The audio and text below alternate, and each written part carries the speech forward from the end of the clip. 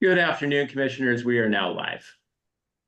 Welcome all, both my fellow commissioners and those who are tuning in from the public on the live stream. Thank you for joining today. We've got a full agenda. At the start of today's meeting, we're going to take a roll call vote for the minutes from the last board meeting. But then we'll move to our first agenda topic, which is about Steward Healthcare in two parts. First, our HPC staff providing an update on the HPC market oversight and the status of our consideration on the proposed Stewardship Health Optum Care material change notice. And then we are welcoming a guest speaker today, Lady Catanese, who's a partner at Foley and Launder, who will share a presentation on the basics of Chapter 11 bankruptcy proceedings and sale of assets and how it pertains to Steward Healthcare's current situation. We hope that will be of as much benefit to the public and commissioners as it has been when we've listened to that presentation for the staff at the HPC. We'll then move to our policy focus for today, which is on trends in pharmacy innovation and implications on healthcare costs. This agenda item is going to include two staff presentations on prescription drug spending trends in the state, in Massachusetts, and a spotlight on research on the spending impact of weight loss drugs specifically, again, within Massachusetts. And then we will welcome a guest speaker, Dr. Reni Conti, who's an associate professor and dean scholar in the Department of Markets, Public Policy, and Law at the Questrom School of Business from Boston University. And Dr. Conti is going to share a presentation on the national trends in innovation and spending on prescription drugs and policy considerations.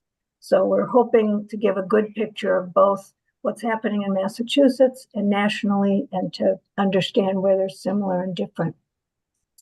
Then to close out the meeting, HPC's Executive Director, David Seltz, will share a number of agency updates in his Executive Director report.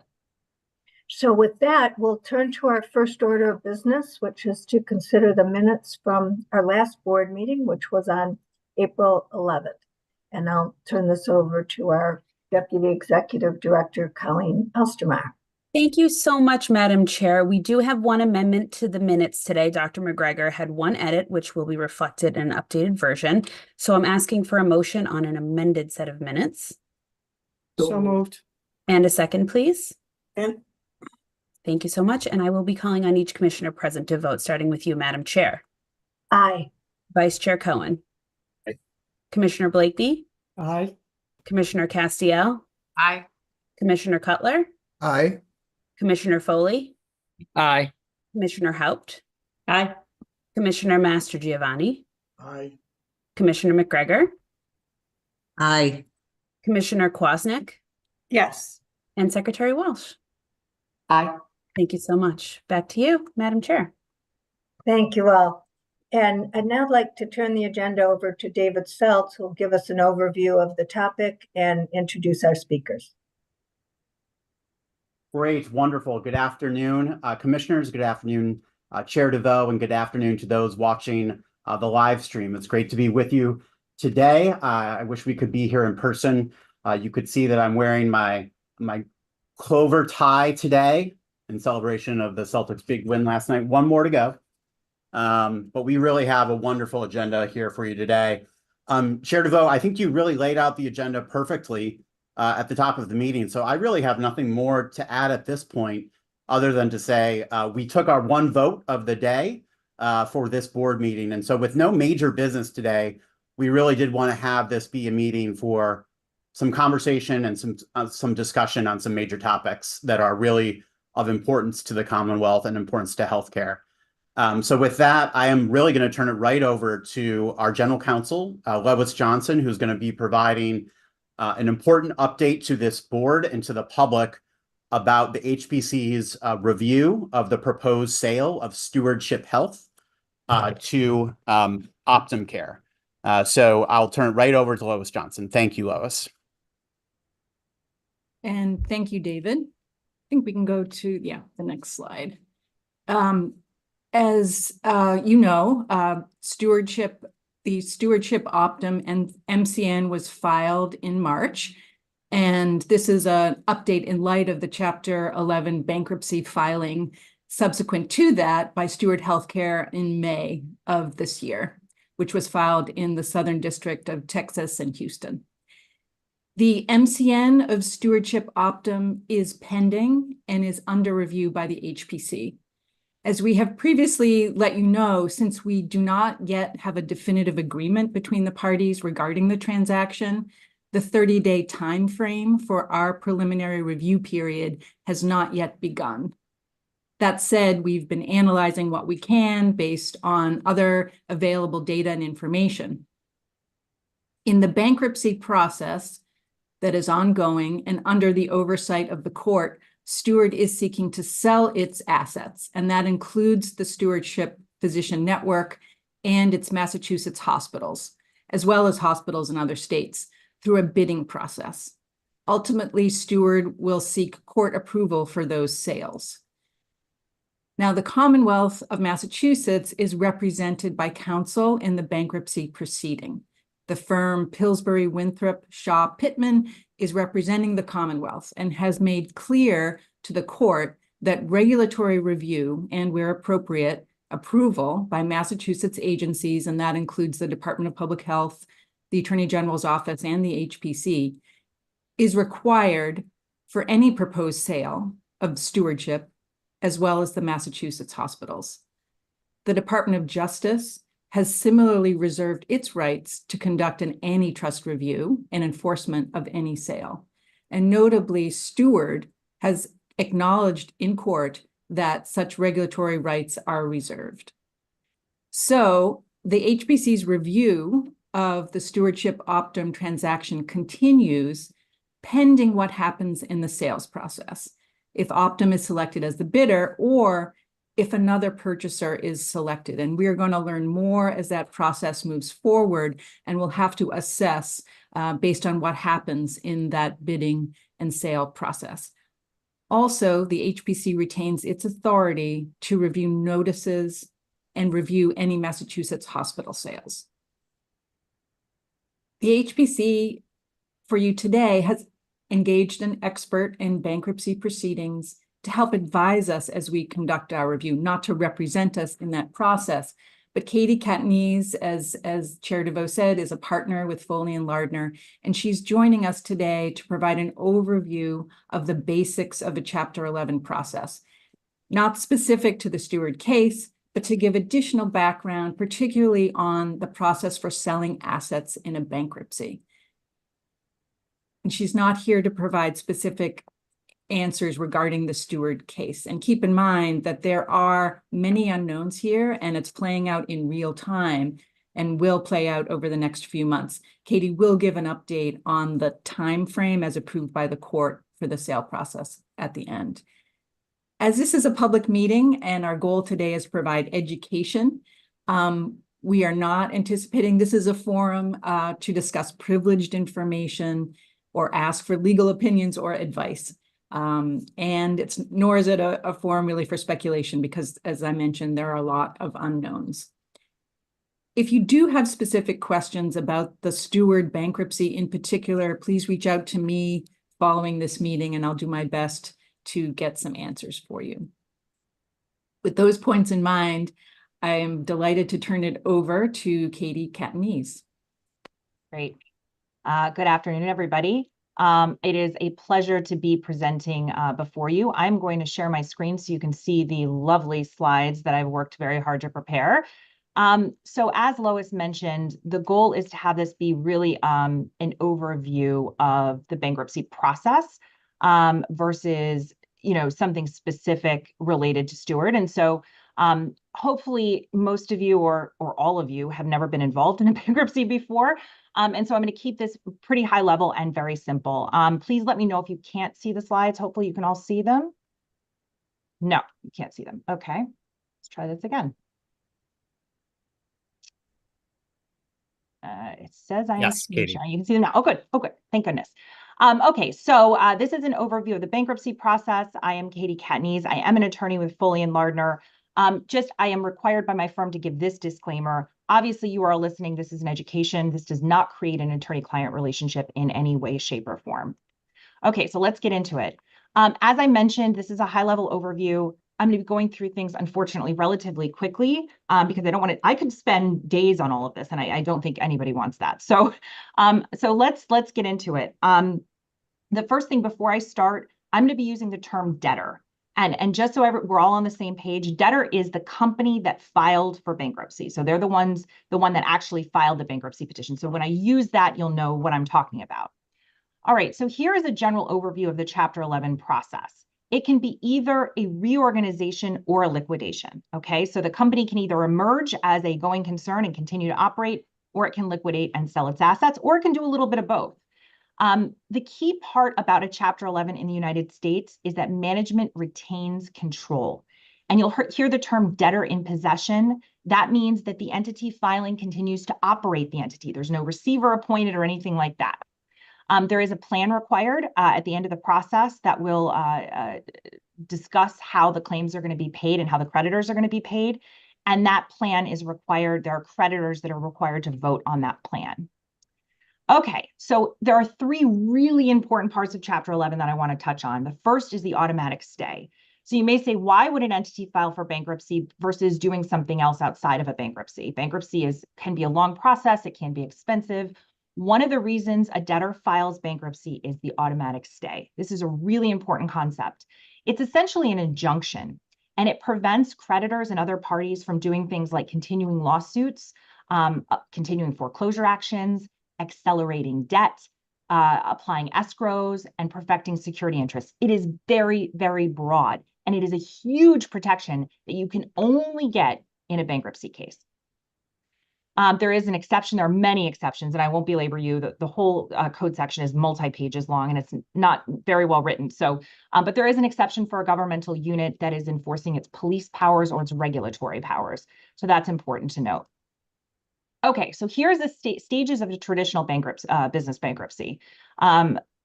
First, there's a lot of pre-bankruptcy planning that goes on before you decide, are we going to file? Are we not going to file? Then once the Chapter 11 petition is filed, the goal is to stabilize the business. The point of a bankruptcy is to give the debtor some breathing room to figure out what it wants to do.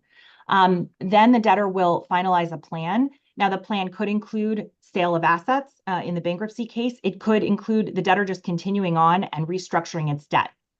Then the debtor negotiates a Chapter 11 plan, all under the auspices of the bankruptcy court with oversight by the bankruptcy judge. Then the debtor is required to file a plan and a disclosure statement, solicit votes on that plan, and then there'll be a plan confirmation where the court blesses and approves the plan. And then the plan is consummated, and then hopefully the debtor will either emerge as a reorganized entity or will liquidate. At the bottom of this slide, I just because I thought this might be helpful for timing purposes, from the time day one of the bankruptcy filing to the time that the bankruptcy is confirmed and consummated, it's generally between 12 and 18 months. Do not hold me to this. Every bankruptcy case is very, very different.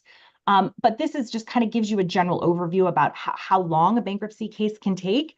And I will note that the sale of assets can take place at any point in time prior to this 9 to 12 month confirmation. So the sale can take place at month 1, month 3, month 5. It really just depends on what the debtor wants to do and the debtor's goals. Okay, another important concept in a Chapter 11 bankruptcy is the claims waterfall. So hopefully the debtor will have money and can pay some of its claims, and this is the claims waterfall that dictates what priority they need to be paid in. First is the secured claims. So those are creditors that have collateral, and if their collateral is sold, they get paid first. Then we've got super priority claims. We're going to talk a little bit about those in a minute. Then we've got priority claims. These are administrative claims, tax claims are included in here, government claims are included in here. And there's also an exception in the bankruptcy code for wage claims for up to $15,150. Not very much, but that amount is prioritized over some of the other claims. Then we have general unsecured claims. Those are the ones that you all think about. They're trade creditors, vendor creditors, other wage claims, things like that. And then we have subordinated claims, which we're not going to talk about today. And then you've got equity in the company. They get paid dead last if there is money left over. Okay, financing a bankruptcy case. So this is another unique aspect of a bankruptcy. You think the company's in trouble. Who the heck, what lender wants to finance this company into a bankruptcy? Well, it's actually can be pretty lucrative for the lender because the lender gets a super priority. So if you remember on the last slide, super priority gets paid very, very high in the waterfall. They actually get paid before a lot of the other creditors. And that's why some lenders will come out to be a DIP lender. And DIP stands for debtor in possession. Importantly enough, in the second bullet, debtors need permission to take out loans and operate during bankruptcy. So everything a debtor does, they have to get permission from the bankruptcy court. So even though they're operating their own company and they continue to operate, the bankruptcy court is overseeing every single thing that they do. And the other important element of debtor in possession financing in a bankruptcy case is this concept in this last bullet of cash collateral. So clearly the DIP lender is going to want some collateral to back its loan, and cash, the debtor's cash on hand, is going to be part of that. And so again, the debtor is going to have to go before the bankruptcy court and ask permission to be able to use that cash collateral to operate its business. Okay, so here's the second most important part of a bankruptcy that we're going to go through today. The first was the automatic stay, that idea of an injunction when the bankruptcy is filed. The second is an asset sale under Section 363 of the Bankruptcy Code. This is really important, this first bullet. The Bankruptcy Code permits a debtor to sell its assets free and clear of all liens, claims, and encumbrances. This is the only time you can get that treatment is through a bankruptcy. And it's really, really important because it allows you to buy assets as a purchaser and cuts off any claims against you. So if you buy assets, you're getting the safety and protection of that free and clear order from the bankruptcy court. And it's a huge, huge risk benefit for the potential purchaser. And it also incentivizes companies to want to buy assets out of bankruptcy because they get that protection. Okay, so let's walk through a standard 363 bankruptcy sale. And 363 is 11 USC 363. That's the section of the bankruptcy code. Again, this is a traditional standard 363 sale. There can be a private sale as well. There can be definitely deviations from this, but this is traditionally how it works. A debtor will file a motion when they're ready to sell assets that will outline the procedures for the sale. So these are procedures for marketing the assets, procedures for buyers to conduct due diligence regarding the assets, requirements for parties to bid on the assets, and then there'll be a process to assume and assign contracts, which we'll talk about in a minute. And then this is really, really important. There's a concept in bankruptcy called a stalking horse bidder. And usually what happens when the debtor files this initial motion outlining sale procedures, the debtor may say, hey, somebody has already raised their hand and said they're interested in purchasing these assets. And they're going to set the floor for any auction or any price on these assets. And they are the stalking horse bidder. And the stalking horse bidder gets some protections under the bankruptcy code, which is why it kind of incentivizes them to come in at the very early stages of the case and set the floor. And that stalking horse bidder would have to be approved by the bankruptcy court. Okay, so continuing on with process. So the procedures get approved by the bankruptcy court, and then the procedures get implemented. If there's multiple interested bidders, which is what every debtor wants, then the debtor has a right to conduct an auction. And it's exactly like you see on TV where you've got an auctioneer and they're trying to get the highest and best value for those assets. And this is important that second hyphen down, the highest and best bid will prevail. So it doesn't always necessarily mean it's the highest dollar value, because remember, bids can come with all kinds of weird conditions. And so if there's a conditional bid that's higher, the debtor may choose in its complete discretion to pick a lower bid because it has fewer conditions on it. After the winning bid is determined, there's a hearing. The bankruptcy court has the ultimate say, and then hopefully the sale will be approved. So I mentioned executory contracts. So the first important takeaway as to why a debtor would file bankruptcy is that automatic stay. Second, we talked about the 363 sale that offers you free and clear purchase of the assets of the debtor. Here's the third reason why a debtor would file bankruptcy. And there are others, but these are the ones that I chose to focus on because I think they're the most relevant here. And that is executory contracts. So a debtor, when they file bankruptcy, most debtors that have an operating business have a ton of different contracts. And the contracts, if they are executory, which means that they have promises that haven't been performed yet on both sides, then the debtor has ultimate control to determine what happens with those contracts.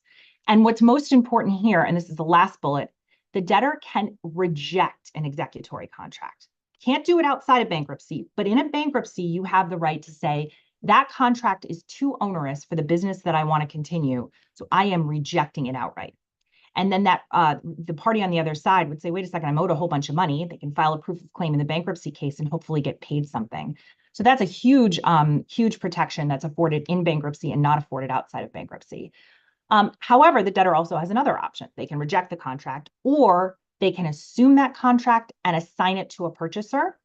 And so if there is a sale contemplated under 363, those are the slides we talked about a few minutes ago, then the debtor can take those contracts and decide to assume and assign them. And most importantly, if the debtor chooses to do that, it has to pay the amounts that are due under that contract. That's a critical part of assuming and assigning these contracts. Okay, final stages of Chapter 11. So the debtor has decided they're either reorganizing, they're liquidating, they've gone through the process of selling their assets if they choose to do that. At the very end of the Chapter 11, the debtor files a plan that will lay out how it will reorganize or how it will liquidate. And then the plan also addresses how the creditors will be treated and how they will be paid. The creditors are entitled to vote on the plan. And then what happens is the creditors can come forward and object to the plan if they don't like their treatment. And then hopefully the bankruptcy court will confirm the plan. And then, and this is an important part of bankruptcy as well, this last bullet, there's an injunction in place that prevents creditors from taking any action against the debtor on account of any of the claims that were addressed in the plan. That's important because the whole goal of bankruptcy, especially in a Chapter 11, is to give the debtor a fresh start, to be able to emerge on the other side and not have the onerous conditions and obligations that put them into bankruptcy in the first place. So before we talk about the steward-specific order that was entered in this case, I just wanted to pause because this was a ton of information to digest in a very short amount of time, and see if anybody has any questions that they want to ask before we just go on to the last couple slides. Katie, thank you. Just one question for clarification under the automatic stay provision. My understanding from what you said is it stops legislation. Does it stop any regulatory processes? So the point of the exceptions to the automatic stay is it is not supposed to. So the idea is that government organizations have police power and regulatory power, and the stay is not supposed to interfere with that. Obviously, there's some gray areas here, but it is not supposed to interfere with what the government is doing and what the regulatory agencies are doing. Okay, thank you. Okay, so last couple slides here. So we mentioned Steward at the beginning of this call. There was a bid procedures order entered in the Steward bankruptcy. So if you recall a couple slides ago, we talked about the process for a 363 sale of assets. Step one is that there is a procedures motion that's filed by the debtor and approved by the bankruptcy court. So the bankruptcy court here on June 3rd approved the bid procedures to sell the Steward assets.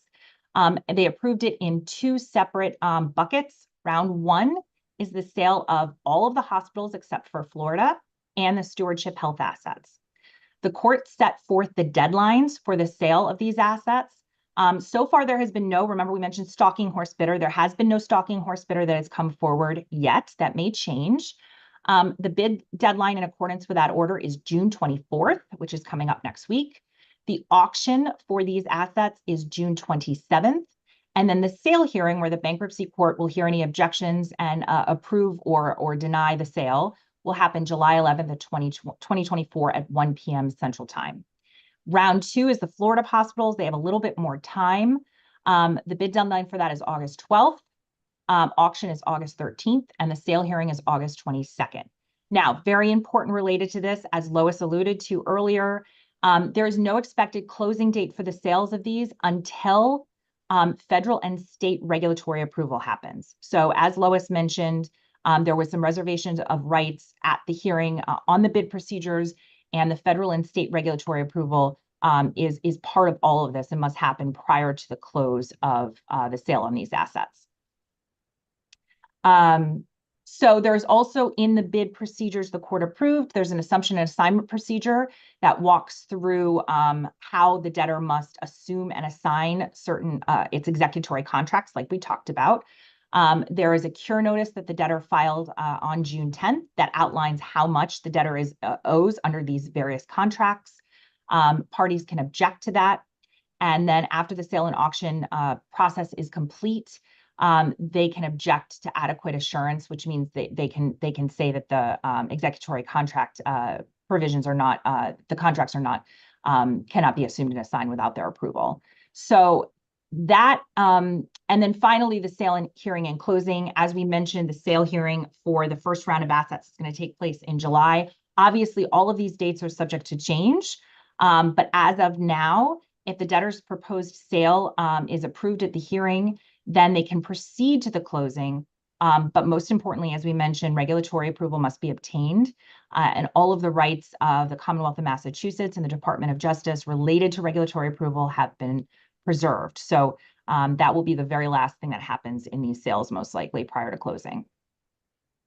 Okay, I think that concludes my portion of this. I know I threw a lot at you and I apologize. The bankruptcy code is 1,200 pages long, so it's a lot to digest. So if your head is spinning, I apologize, but thank you very much for letting me present today. Very helpful. Any other questions from commissioners? Commissioner Cutler. So I have, so that was super helpful, and I have a comment that's, I suppose, in the form of a question.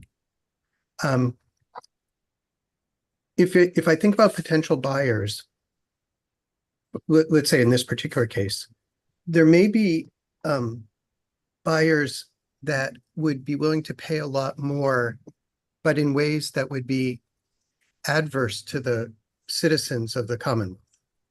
So, for example, they may be willing to pay a lot more because they would shut down unprofitable services, or they may be willing to pay more because they're going to upcode billing more.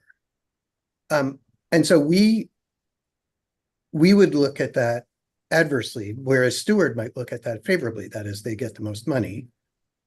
And on behalf of the citizens of the Commonwealth, we might look at that somewhat adversely. So I'm trying to think about what happens. So if there's a highest bidder who, so A, are the bids public? If the highest bidder then turns out to be an organization that upcodes a lot, or has a history of upcoding, or has a history of shutting down unprofitable services, or something like that, we can then issue whatever report we want, but we could issue a report saying this would not be the Commonwealth's, this would not be our recommendation for the Commonwealth's choice of winning bidder. Does that then factor back in to what happens subsequently? So in other words, what if we conclude something is not in the best interest of the Commonwealth? What does that then, what then happens as a result of that? I mean, on our actions, nothing, I know nothing happens, goes to the Attorney General and so on, but then what then happens with respect to the bankruptcy proceedings? So I don't want to answer the question specific to Steward, because obviously I'm not bankruptcy counsel for HPC on this particular issue. But what I can tell you generally is, remember the slide where we talked about the sale hearing and what happens at that sale hearing?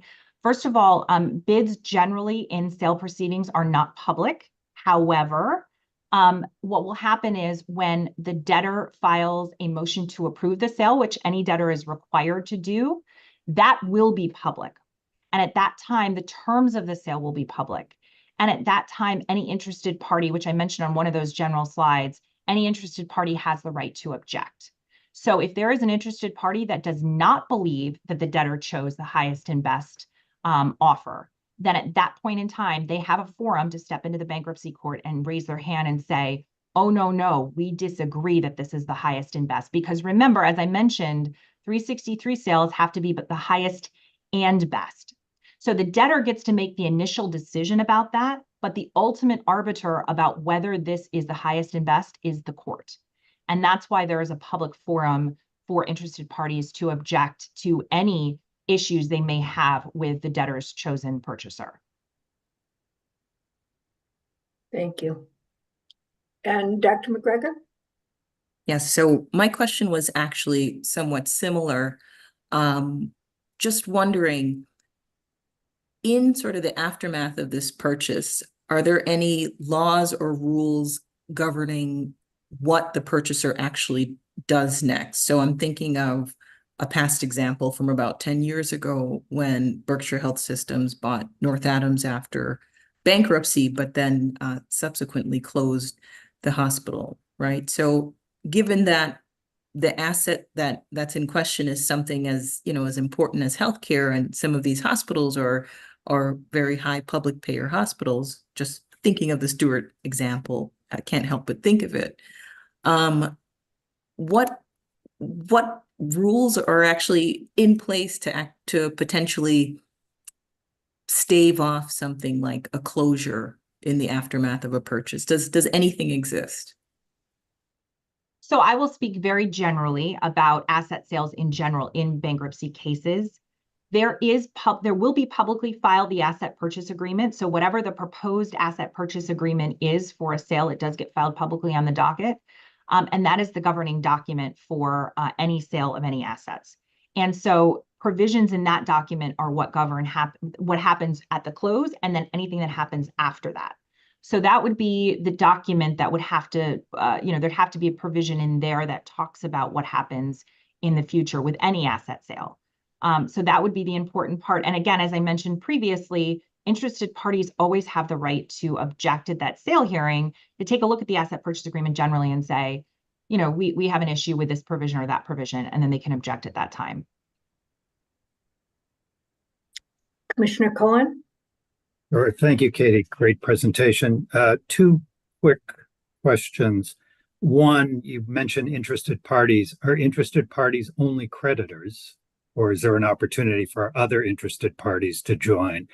And two, if there are no bids, are we left with liquidation of assets, or is there a process to open up the bids again?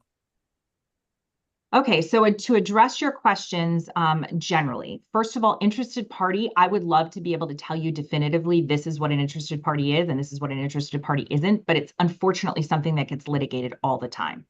However, most courts, generally, especially in a sale proceeding, will allow all interested parties to appear. So that would include anybody that has an interest or a say. I'm remembering the city of Detroit case, if you remember that, there were a lot of people that lived in the city of Detroit that were really concerned about what was happening in the bankruptcy case. They weren't creditors, they were people that lived there, they weren't owed money, and the judge there let them all speak. And so, I'm not sure what's ultimately going to happen in any Chapter 11 case, but generally speaking, interested parties is much broader, is interpreted much broader than just people that are owed money by the debtor entity. And then to answer your second question, it's a good question. If there is, and look, I'm just speaking from general experience at this point, if nobody comes forward to bid on the assets or the bids are not acceptable, then there's a lot of different ways this could go. I can tell you I was in a case recently where the debtor decided to go back to the drawing board and decided to hold on to things for a little bit longer, and then decided to try to sell them again several months later. So that's a possibility. Liquidation of some of the assets, liquidation of some of the debtors, but not all the debtors, is also a possibility. I don't want to speculate because we obviously don't know what's going to happen. But there's a lot of different possibilities about what can happen. And it doesn't just automatically mean that everybody's like, okay, I guess we're done, we're going to walk away. Usually the parties involved in a Chapter 11 case are very, very experienced and will try, whatever they possibly can to keep, to get some value for the creditors and try to rehabilitate and come out the other side without just shutting the doors. That's traditionally true. This specific case, we'll have to wait and see. There's a lot of unknowns at this point. Thanks. One other question. Can you comment generally, understanding, not necessarily the Steward situation, how leases are treated in this process? Is it considered a contract lease for buildings and land? Yeah, so generally speaking, leases are usually considered executory contracts. Like on the slide that I mentioned, they have to have unperformed obligations on both sides, and then they will be treated as executory. In which case the debtor can assume, assign, reject, and make a decision about what to do with those contracts. And could negotiate an agreement about those contracts as part of the process? That's possible as well. I mean, the nice thing about a Chapter 11 is it's very flexible. It's not meant to pigeonhole anybody into one way or another. The idea is there's supposed to be flexibility and there's a lot of room to maneuver. And that's the whole point of it. If I'm not seeing somebody's hand, please speak up. You're welcome. You're very welcome. I'm going to drop off. Enjoy the rest of your meeting. Thanks for letting me present. Thank you. Bye-bye, Thanks so everybody. much, Katie. Thank you. We'll now move to our next agenda topic on pharmacy innovation. And I'll ask Director Seltz to introduce the topic. Great. Thank you, Chair DeVoe, and thank you, commissioners, for that great conversation. We're now going to move on to our main policy topic today, which is on pharmaceutical trends in spending and innovation. And we've got some really exciting new research to share with you. We're also really excited to have an expert guest join us for this discussion. And so I'm going to really just kind of tee up this conversation. As you know, and as we'll show again today, pharmaceutical spending has been one of the major drivers of healthcare spending in Massachusetts over the past few years. And it has been consistently one of our fastest growing service categories. It was the only service category that did not decline during the pandemic in that first year and has continued to grow at rates far above the benchmark, far above inflation and wage growth and other measures of economic growth. We also know that it's the growing price of drugs that is in large part driving these trends, not necessarily utilization. And also the entry point of new drugs and treatments, sometimes at very, very high prices. Of course, the manufacturers will point to their increasing rebates and the difference between gross and list prices. However, we know that most health plans and PBMs base their cost sharing on the gross prices, so consumers are not sharing generally in those rebates. This means that there has been high and increasing prices have contributed to, in many cases, higher and higher co-payments and increased affordability challenges. CHIA recently reported that 640,000 Massachusetts residents said that they were unable to fill their prescriptions due to the cost of those prescriptions in a year.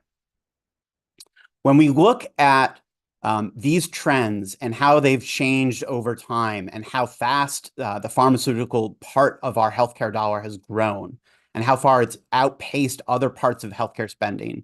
When we add in the medical part of drug spending with the retail part of drug spending, today in Massachusetts, we're spending nearly 30% of our healthcare dollar on drugs, 30%. And yet, much of this sector, from the manufacturers to the pharmacy benefit managers to the large retail chains, are not subject to the same levels of basic oversight and transparency that we require for all other parts of our healthcare system. Next slide. That is why we have recommended at the HPC in our cost trends reports for the past 9 years, starting in 2015, that the state take action to amend our laws and bring this sector fully under the umbrella of shared responsibility and transparency. I'm showing you here on this slide our most recent recommendation in last year's cost trends report in 2023 around enhancing oversight and transparency in data collection, being able to have usable information about those rebates, having pharmaceutical manufacturers and pharmacy benefit managers participate in the cost trends hearings, participate in the assessment that funds the Health Policy Commission and CHIA, having oversight of pharmacy benefit managers and licensure of those organizations, expanding drug reviews, limiting out-of-pocket costs for high-value cares, Candidly, these are modest reforms that we have recommended for many, many years in a row. And compared to other states, these, as I said, are modest. Other states are experimenting with bolder ideas, public state-sponsored generic manufacturing in California, importation of drugs from Canada, prescription drug affordability boards with upper payment limits. These are some of the experiments happening in other states. So we are here today, and as a reminder, really hoping that this is the year that the legislature takes action and includes some of these really basic reforms in action this year before the end of the legislative session. We are grateful that they have taken so much attention to these issues, both in the House and the Senate, and really think this is the year to take this next step in this area. Because we need to look to the future, and we need to have the right tools and expertise to advise the public and policymakers moving forward. Because as you'll hear today, there are blockbuster drugs that are already here with the potential for huge impacts on costs, but also patient outcomes.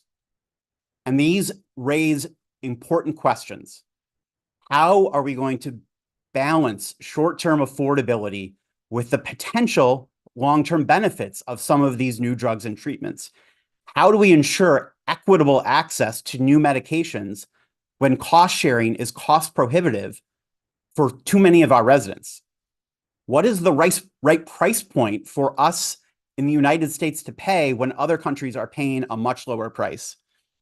And we know that there are going to be much higher priced treatments in the future, and many new innovative treatments that in many cases are being developed right here in Massachusetts, like gene therapies that may be targeted at a much smaller patient population, but may have tremendous clinical value, but often at a very high price point. These are incredibly difficult and complex questions, but we cannot avoid them as we move forward in health policy. I believe that the Health Policy Commission, and more broadly Massachusetts, that we are in a great position to lead this conversation. And so I am really excited to begin that conversation here today.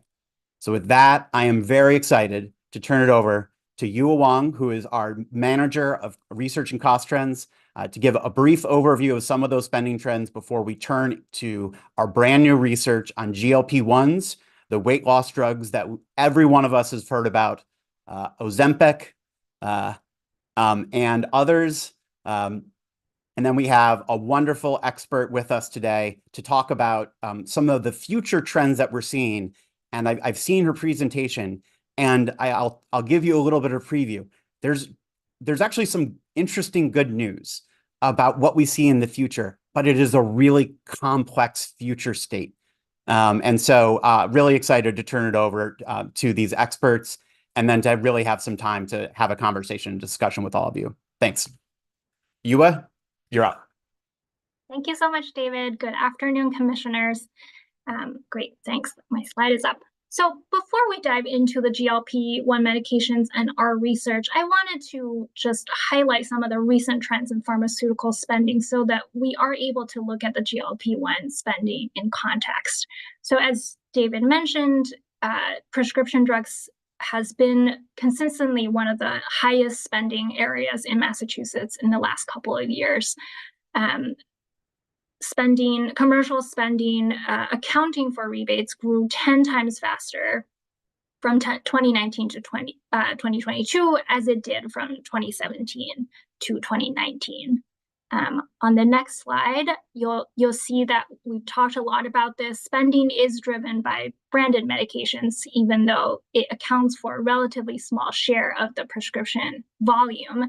You have seen this exhibit before. We've done this analysis over the years showing the gross spending distribution per branded prescription. Average gross commercial prices for branded drugs was $684 in 2017, and that's gone up to $1,100 in 2022, representing a 61% increase in the 6-year period.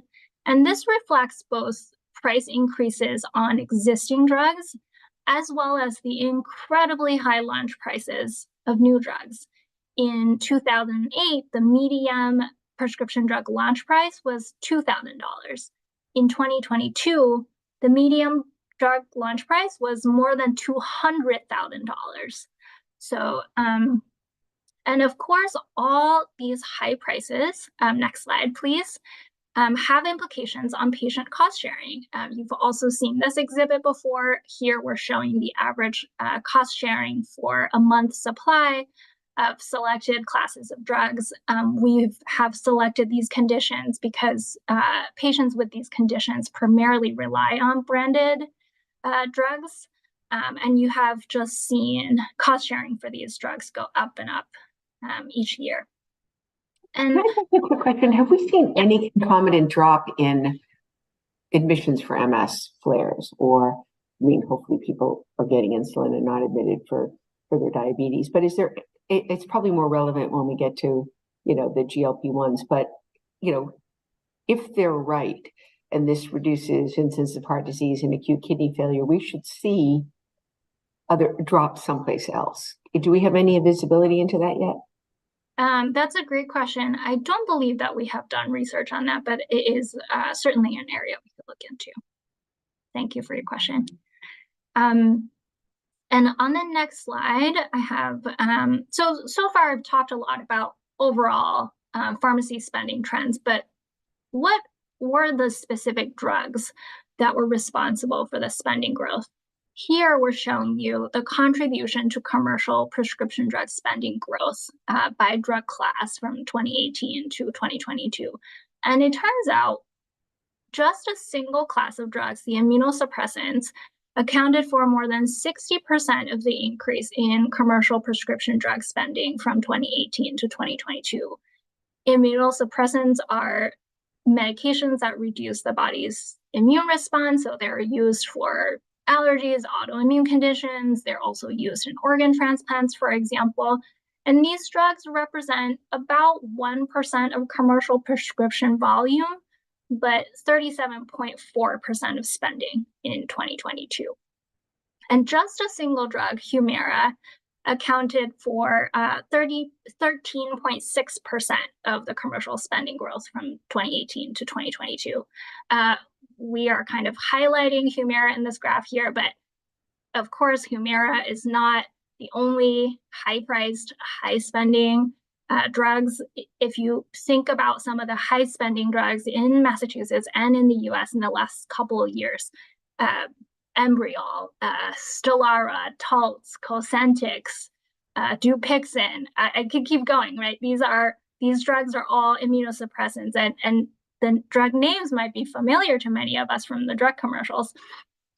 Not only do these drugs have incredibly high prices, the number of indications approved for these drugs has also increased over time. So I'll take Humira as an example. It was originally approved for rheumatoid arthritis, but over time it was also approved for plaque psoriasis, ulcerative colitis, Crohn's disease. It was approved for pediatric population. So the new indications expand the number of patients eligible for these medications. So those are some of the factors that explain why these immunosuppressant drugs have played such a big role in driving the spending growth in the last couple of years. But things might be changing. For one, there are no biosimilars, right? We know multiple biosimilars of Humira came on the market last year.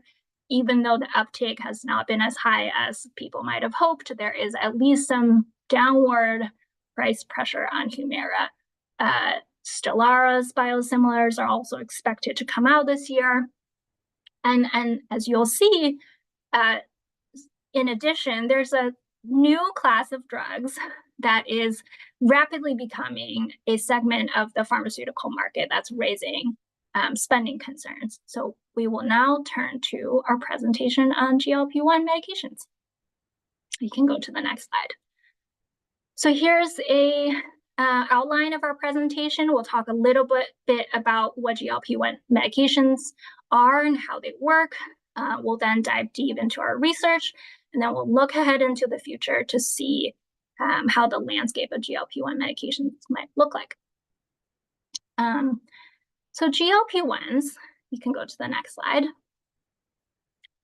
We have all seen these dramatic headlines about brands like Ozempic, Wegovy, Mounjaro. News about these drugs feels inescapable these days, right? Oprah did a special primetime TV segment on Ozempic and her own weight loss story. Many of us probably have seen drug commercials.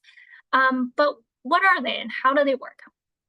So on the next slide, I have some background on these drugs. So GLP-1 stands for glucagon-like peptide 1, which is a hormone involved in various processes in the body, including stimulating the production of insulin, regulating kind of our appetite and food intake.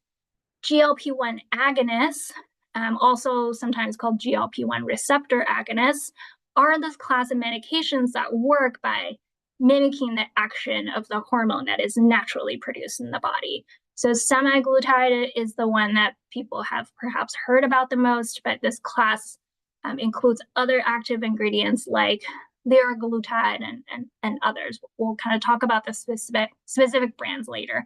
And I know there's debate on whether it's pronounced semaglutide or semaglutide. I'm going to stick with semaglutide for my presentation. So the FDA approved the first GLP-1 agonist in 2005 for the treatment of type 2 diabetes. Over time, more drugs have been approved for both type 2 diabetes and chronic weight management. But even though the first GLP-1 medication was approved almost 20 years ago at this point, we've really seen patient demand take off in the last couple of years. The FDA officially approved Wegovy for weight management in 2021, although, previously GLP-1s were sometimes prescribed off-label for weight loss. We have seen just really high-profile media coverage and social media craze around these drugs, which certainly help lift the profile of these drugs. And the popularity of these drugs also has to do with its efficacy. This class of medication, in particular the newer drugs with ingredients like semaglutide and tirzepatide, has shown really strong clinical efficacy for weight loss. In clinical trials, patients are able to achieve an average weight reduction of 10 to 20% while they're on the drug. Next slide, we talk a little bit more about the patient experience with these drugs. So GLP-1s are typically administered through self-injection, although there is one oral version. We'll kind of talk about that later. The way these drugs work is that patients typically start on a lower dose and then see how their body kind of reacts to the drug and how it works, and then you gradually work up to a targeted dose over time. And generally, patients are expected to stay on the drug to maintain weight loss. There has been a lot of press reports on patient experience with these drugs, and it's really been a mixed bag. There are patients who report very positive or even life-changing results from these drugs. They might experience little to no side effects, while others report side effects from GI issues to muscle loss to heart palpitations. Still, there are others who just find the side effects to be unmanageable or find the drugs to not be effective. There's also some evidence that suggests that access to the medications might be unequal. Uptake may be higher among wealthier and healthier communities where, perhaps these drugs are least needed. There's a recent analysis that found that people with multiple comorbidities and those living in underserved regions were less likely to complete 12 weeks of treatment, which is the minimal time associated with clinically meaningful weight loss. So I've talked a lot anecdotally about the popularity of these drugs, and now let's see some data. On the next slide, I have, and this is a graph from IQVIA, which estimated the prescription volume nationwide for selected GLP-1 brands. And you can see that in the lighter shade of blue, the utilization for GLP-1 medications accelerated after the launch of Wegovy in 2021 and Mounjaro in 2022, although it appears that a pretty large share of prescriptions remain unfilled. So that's in the darker shade of blue.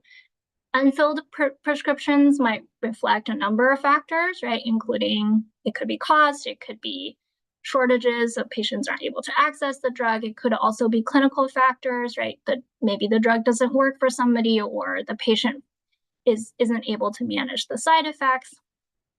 One analysis of national commercial data found that 30% of patients stopped treatment within 4 weeks before reaching the targeted dose.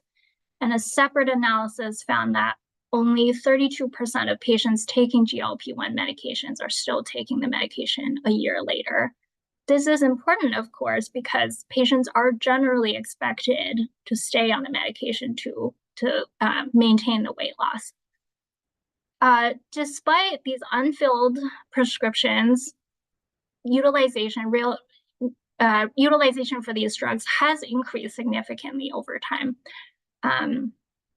On the next slide, and here you can see that in national research using electronic health records found that in 2023, 1.7% of US patients who had a healthcare visit were prescribed a semaglutide medication, and that is representing a 40-fold increase over the last 5 years.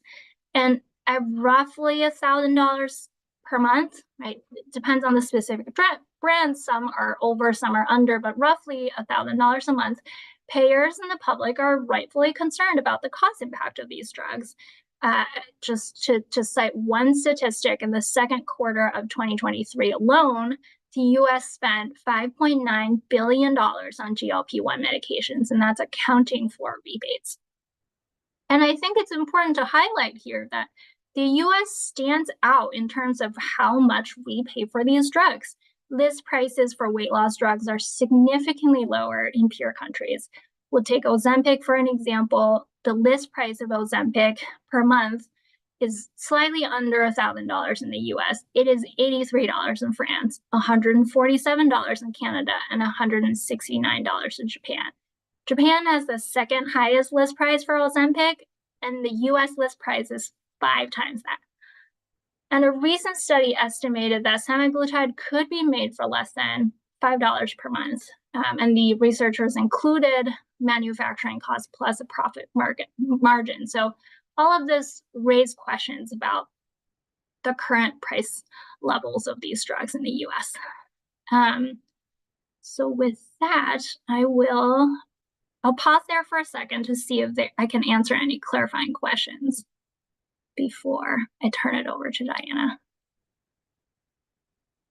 Okay, hearing none, I will then turn it over to Diana Vasconez, who has been leading our analytic work, looking at GLP-1 use in Massachusetts.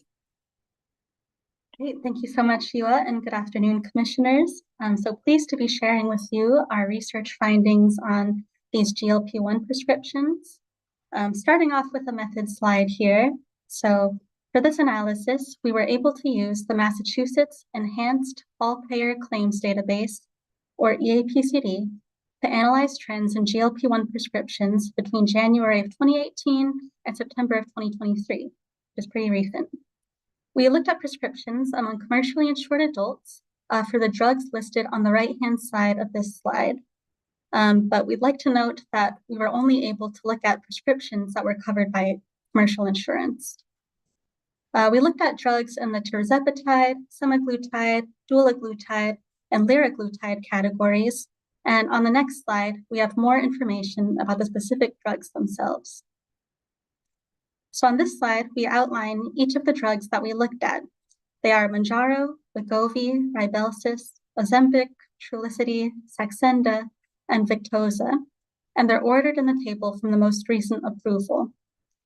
Most of the drugs in this study are indicated for type 2 diabetes, but Wegovy and Saxenda, which are highlighted in the slightly darker blue in this table, are indicated for chronic weight loss specifically. Also of note is that most of these drugs are administered by self-injection, as Ewa noted earlier, with the most recently approved drugs calling for injection once weekly. And Rybelsus is the one drug in this that we looked at that is an oral tablet as opposed to an injection. Next slide, please. So jumping into the data now, in this data set, we were able to examine the proportion of commercial members who were prescribed one of these drugs between January of 2018 and September of 2023. In just the first 9 months of 2023, 3.2% of commercial members were prescribed one of these drugs. And of those, almost 2/3 were prescribed a semaglutide drug, whether Ozempic, Rybelsus, or Wegovy. The proportion of commercial members who were prescribed one of these drugs in 2023 is a 7-fold increase compared to 2018, where 0.5% of members were prescribed one of these medications.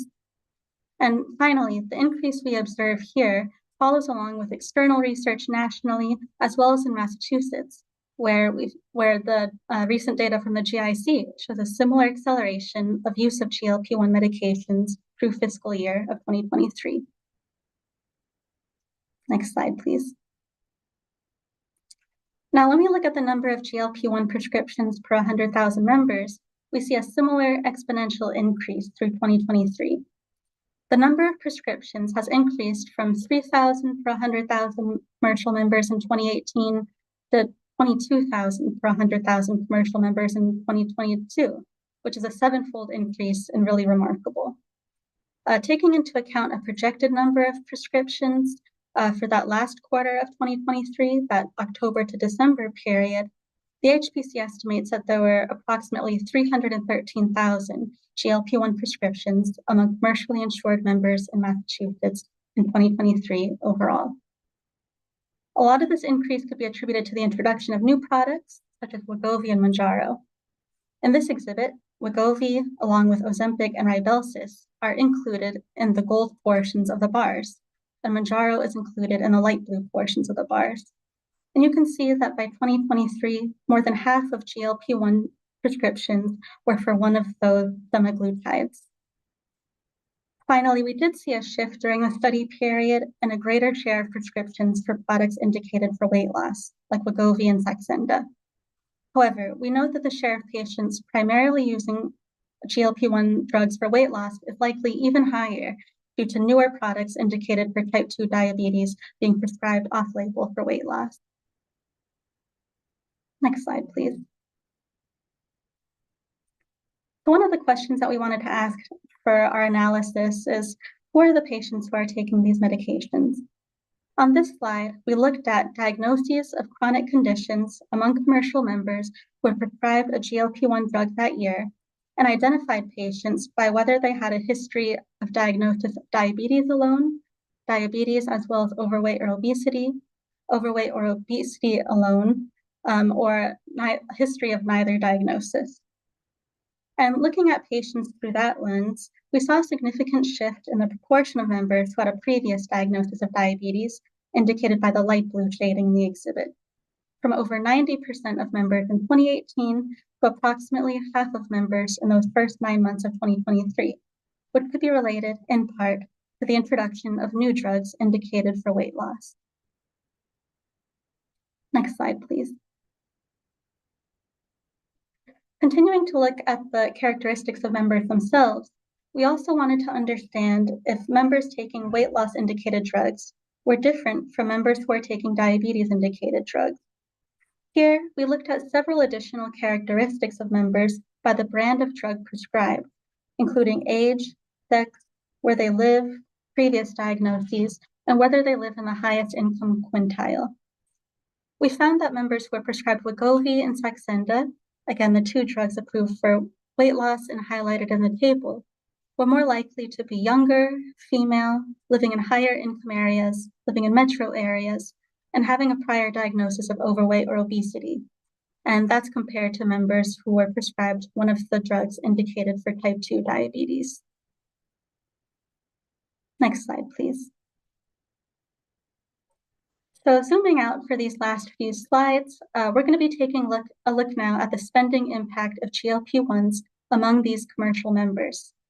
Here, we're showing gross commercial spending from 2018 through 2023, and I've included a projected spending amount for that last October to December quarter of 2023.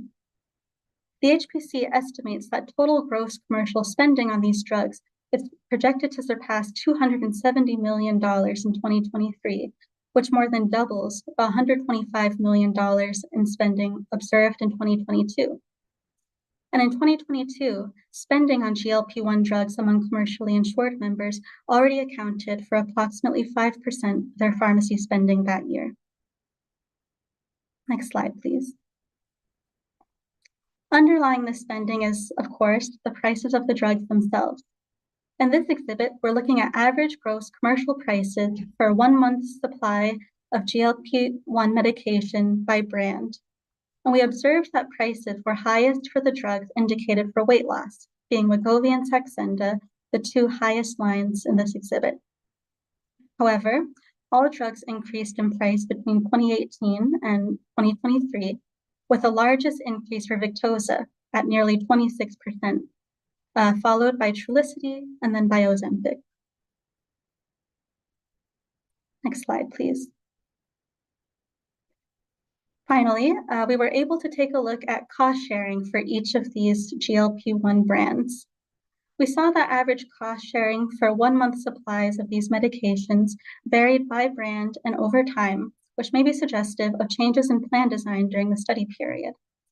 For 2023 in particular, we observed that average cost sharing ranged from $61 for a 1 month supply of Victoza to $93 for a 1 month supply of Saxenda, and that average cost sharing that year was highest for Saxenda and Wegovy, the two drugs indicated for weight loss. This is important because differences and changes in cost sharing may have implications at the patient level, especially for these drugs where adherence is important for weight loss maintenance. And so now I'll pass it back over to Yua to discuss more about the outlook of these drugs. Great. Thanks, Diana. Next slide, please. So now we'll spend a little bit of time talking about variation in terms of payer coverage and how payers are thinking about kind of balancing access for patients and managing the cost of these medications.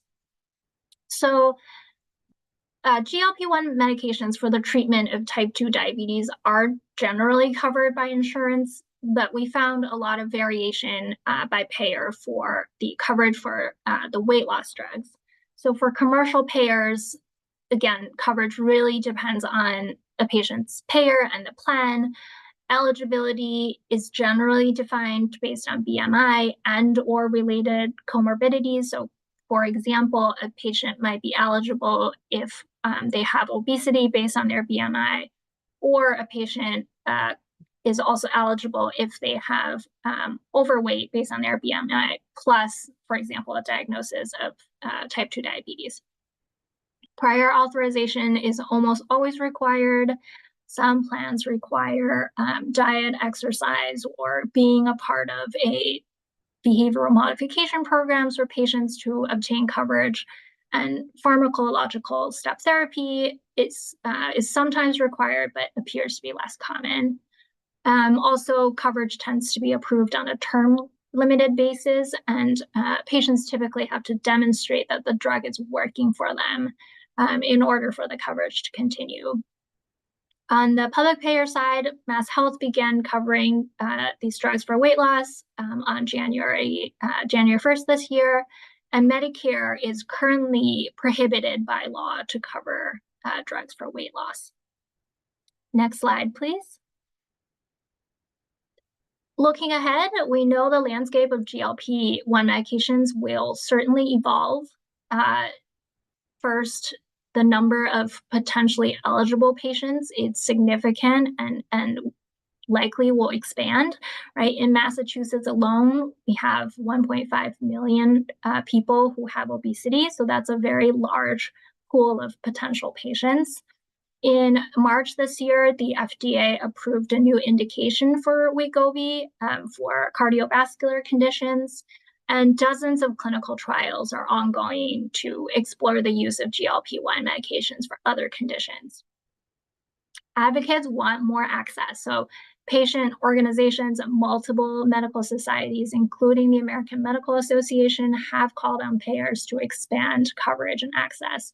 And there has also been federal proposals that would allow Medicare to cover weight loss drugs. Next slide, please. At the same time, we're seeing payers grappling with the spending implications of these drugs real time.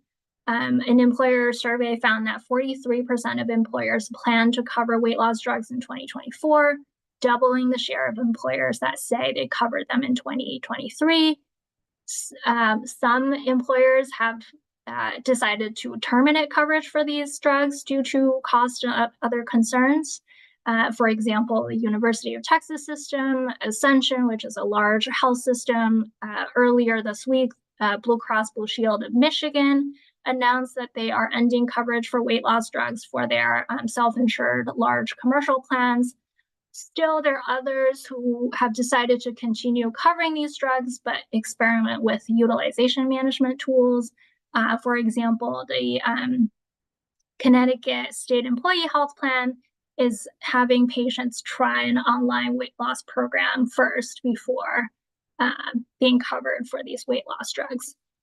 For public payers, there are budgetary concerns. Senator Bernie Sanders in a recent report warned that, quote, the outrageously high prices of these drugs have the potential to bankrupt our entire healthcare system. And the looming question for Medicare is, will Medicare cover these drugs and how much will that cost, right? There's modeling studies that suggest even if 10% of beneficiaries with obesity went on these drugs, for example, Wegovy, Medicare Part D spending would increase by $26.8 billion a year.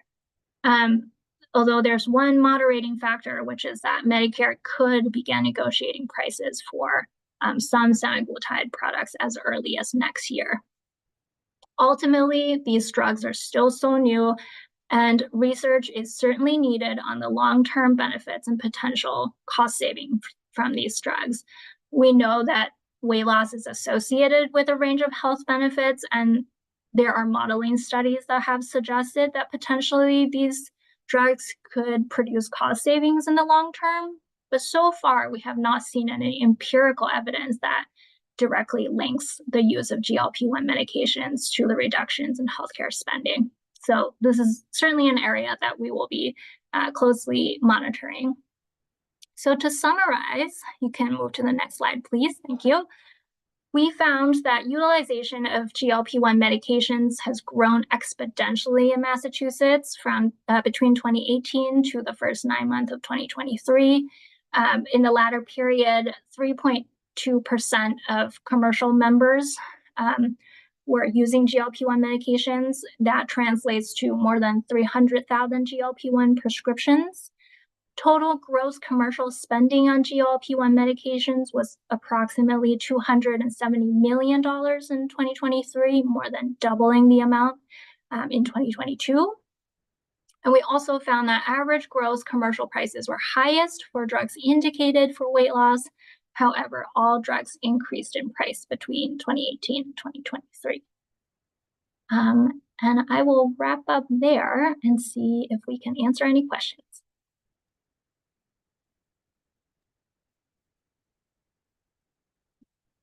Thank you. Dr. McGregor? Hi, I was also just giving a round of applause because that was such a fascinating and informative presentation. So thanks so much to you both for all of your work on this. I have a question. I'm still kind of stuck on the slide that was about the immunosuppressants and just how much of a percentage of spending they accounted for, despite being sort of less than 1% of all prescriptions. And I'm wondering if you all were able to kind of dig deeper into, some of the details that you presented on the GLP-1s in sort of the immunosuppressant category. So for example, do we have a sense of sort of what the most common diagnoses are of the patients who received immunosuppressive drugs? And then also, do we have a sense of what kinds of settings they were more likely to be administered in?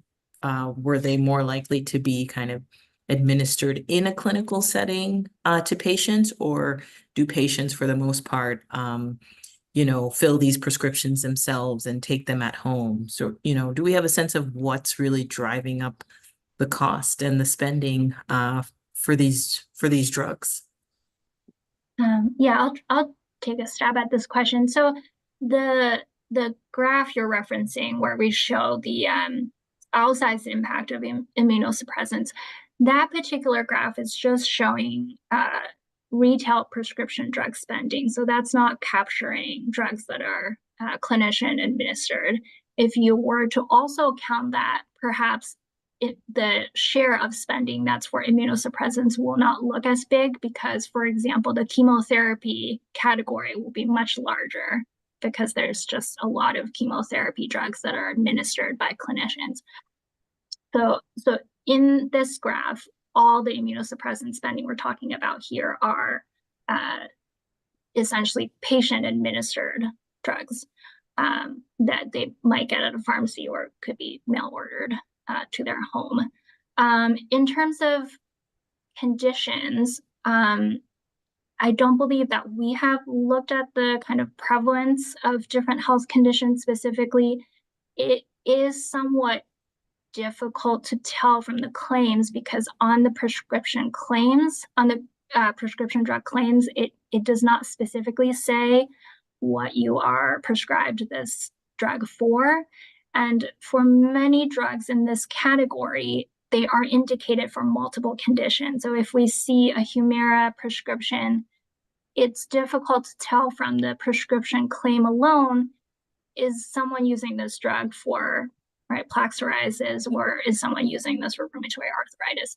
We could potentially link it back to their medical claims to get a diagnosis, but as far as I know, we have not done that. Okay, thank you very much.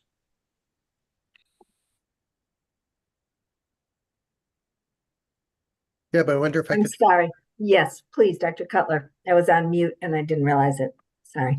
Oh, no problem. So these were great. Now, I wanted to weigh in on the GLP-1 agonists and really on both the cost and the quality side. So let me start with the quality side, which is I'm very nervous about the restrictions that are being put on them.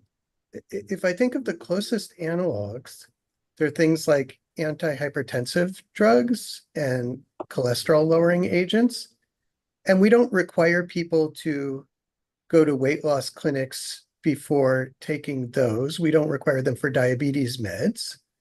We don't require people to be in counseling to get antidepressants or anxiety treatments. So like the idea that we should single these out when they may be extremely effective, especially for people who are going to have a hard time doing other things, strikes me as just punitive in a way that doesn't need to be punitive.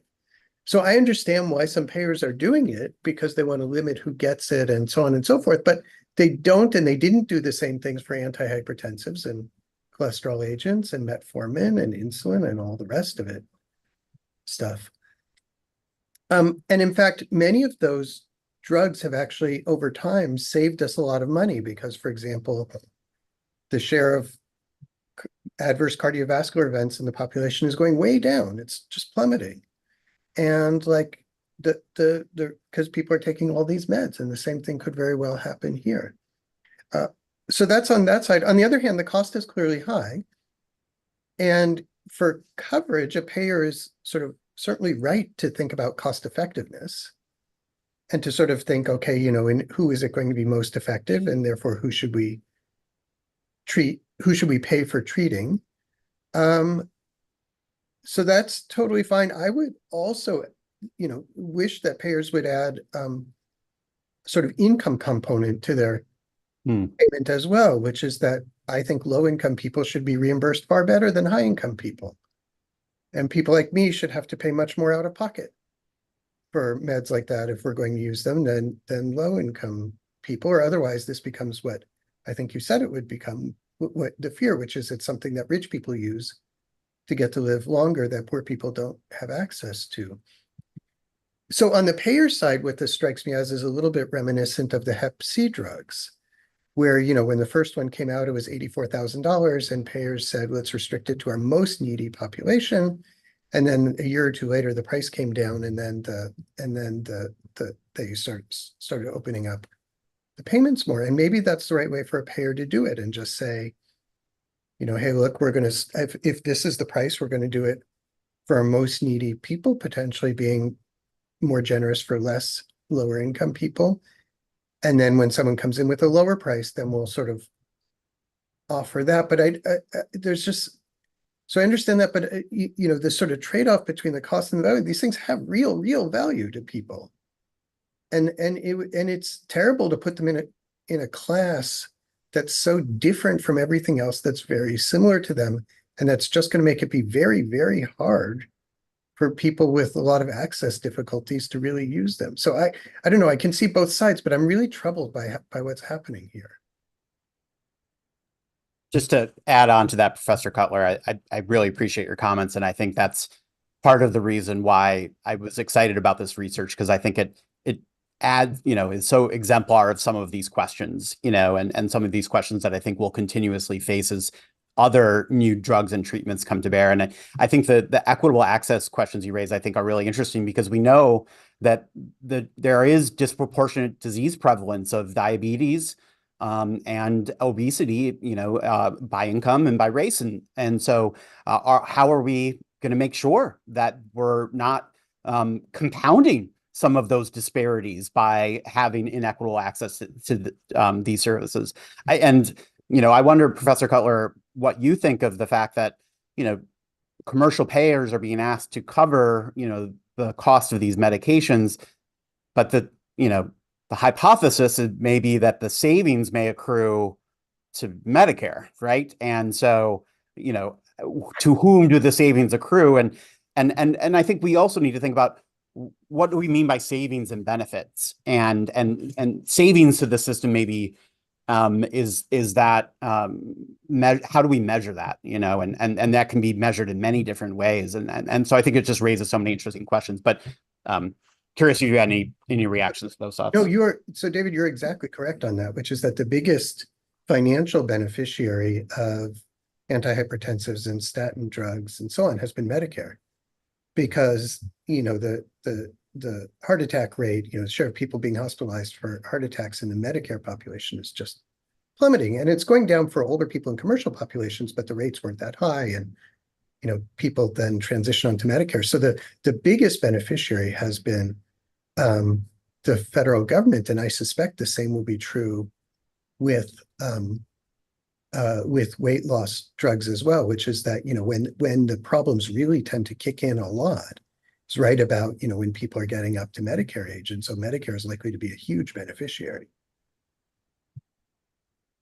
Yeah, and I think given the points that both David Cutler and David Seltz are making, it raises an additional question for me about comparing our experience to the countries where the cost of the drugs are so significantly lower. So is their experience with access and equity dramatically different from the US, because the factor of needing to control the cost is modified? And so I think, to the points that you're both making, does that actually address the problem of access and equity in a fundamental way? Other questions or comments? May I? So I have some thoughts about this, and I could wait until my presentation, or maybe I can just chime in now, which is that when the hepatitis C drugs came out, and I think actually similar to when the SSRIs first came out, there was very significant concern about potential overuse of these products or budget busting use. And we saw over time that in both of those categories, really the more significant concern was actually underuse, because of all of the restrictions that were put on top of people who really were trying to seek care. These drugs in particular are interesting, in part because while we have some very good evidence of their impact on diabetes, we have less good evidence on their impact on patients, for example, with cardiovascular disease. And so the answer might not be some sort of subscription model or some sort of model that really just forces down the price, but instead some sort of model that is more about coverage with evidence development. And what I mean by this here is not a value-based agreement where there's kind of rights and responsibilities on all sides of the payers and the manufacturers, but instead some sort of pursuit of a subscription type model, potentially across payers, maybe in the state of Massachusetts or even broader than that, but for which we would actually learn about how patients are really responding, answer some of the questions about, okay, well, where are the places where patient benefit is much greater than the costs, or the potential savings down the road are really enormous, and therefore they justify the costs up front. We don't have that type of model, really, that we've piloted in the US. We have piloted subscription models, but they're for drugs for which there's very limited clinical uncertainty about what the true clinical benefit of these drugs are. Here, I think we're in a world where we would actually want to do some learning if we were going to enter into some sort of value-based arrangement or subscription type model. Thank you, Rena, and we're excited to hear from you and to hear more about these different types of arrangements and solutions for the future. I just wanted to just say a few final notes on this and open it up again for any final thoughts and comments. I just wanted to clarify a note or emphasize a note that Diana said, which is that the data that we showed you here is all data from claims data from commercially insured patients in Massachusetts. So what is not included in this data is any residents who are buying these drugs kind of list price on their own over the internet, or, through other avenues. And many of you may have seen there are burgeoning companies that are working to sell these products directly to patients, and often maybe sometimes through a telehealth model. And those are increasingly marketing themselves to a wide swath of residents. So that data we don't even see here in this data. And so in many cases, maybe some of this is an undercount of what we're really seeing out there. And I just do want to give really an incredible shout out to the Center for Health Information and Analysis and Executive Director Lauren Peters there, because this data and this research was only possible through a long-term investment that center has made in accelerating the claims data and the time in which that we can be able to start to analyze that claims data. We're able to look at claims data through September of 2023. And I can tell you that is just seems so recent to us, when oftentimes in the past we've had to look at claims data from 2 years ago or 2.5 years ago. And so a huge kudos to the Center for Health Information Analysis for really working to help try to speed up that information that allows us to be able to really be able to see more recent trends. And so we're going to continue to work with them and be able to do hopefully more of this in the future with them. They also recently released a new interactive tool on prescription drug trends on their website. And that slide that Yua was presenting on with the immunosuppressants, that is from a recently released report that they did on some of the highest spending drugs over the last 5 years.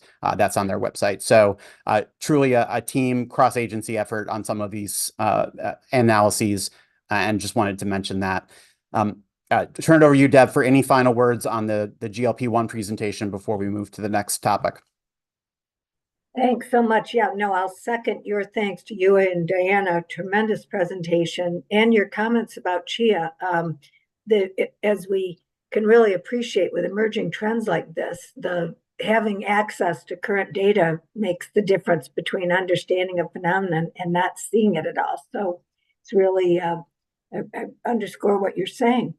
Any last questions or comments from commissioners before Director Seltz introduces our guest speaker? Other comments? Okay, I'll turn it over to you. All right. Well, I'm very excited to introduce. You've already heard from her, but I'm very excited to introduce Reni Conti. She is an associate professor of markets, public policy and law, and the co-director of the Technology Policy and Research Initiative at Boston University's Questrom School of Business. Dr. Conti is a health economist who has published extensively on prescription drug pricing, utilization, spending, competition, and innovation. She has advised state governments and held advisory roles at the Federal Centers for Medicare and Medicaid Services and the FDA. She has worked with us and advised us many times. And she is truly an incredible thought leader in this area. And I think we'll really take this conversation both on a national scale and into the future. So really excited to have you with us today. Thank you. Thank you, David, and thank you, commissioners and chairman, for having me today. I'm going to share my screen. Okay, can you all see it?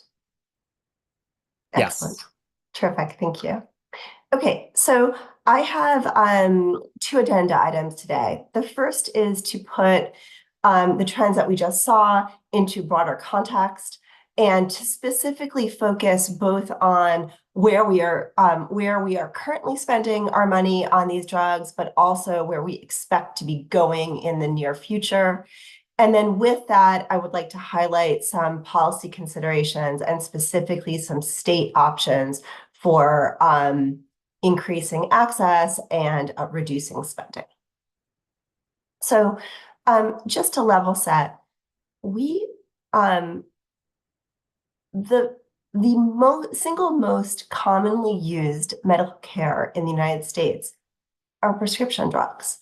Last year, the US consumed almost 7 billion prescriptions.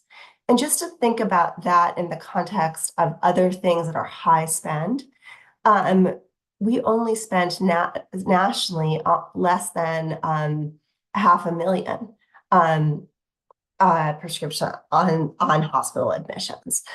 So when I think, okay, we're spending approximately $1 and $5 on prescription drugs, it's actually kind of a good deal considering the volume of utilization.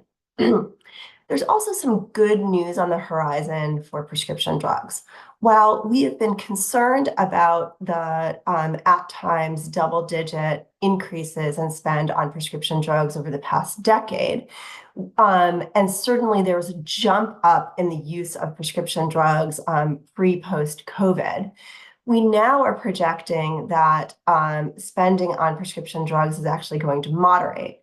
We are spending a little bit under $1 trillion currently on prescription drugs nationwide, but we're expecting growth rates on the order of 1% to 2%-ish over the next 5 years. That is a very dramatic difference than what we were seeing a decade ago when we were thinking that this is going to be more in the order of 8 to 15% year over year. We believe this moderation in spending is related to structural changes, both in where drug innovation is going, but also the effects of new policies. So I'm going to tell you a little bit about both of those things for the remainder of my talk. So spending is driven by definition by both the quantity of use and also its price. We are seeing expanded use, both of existing drugs, but also of newly introduced drugs. Where is that expanded use coming from?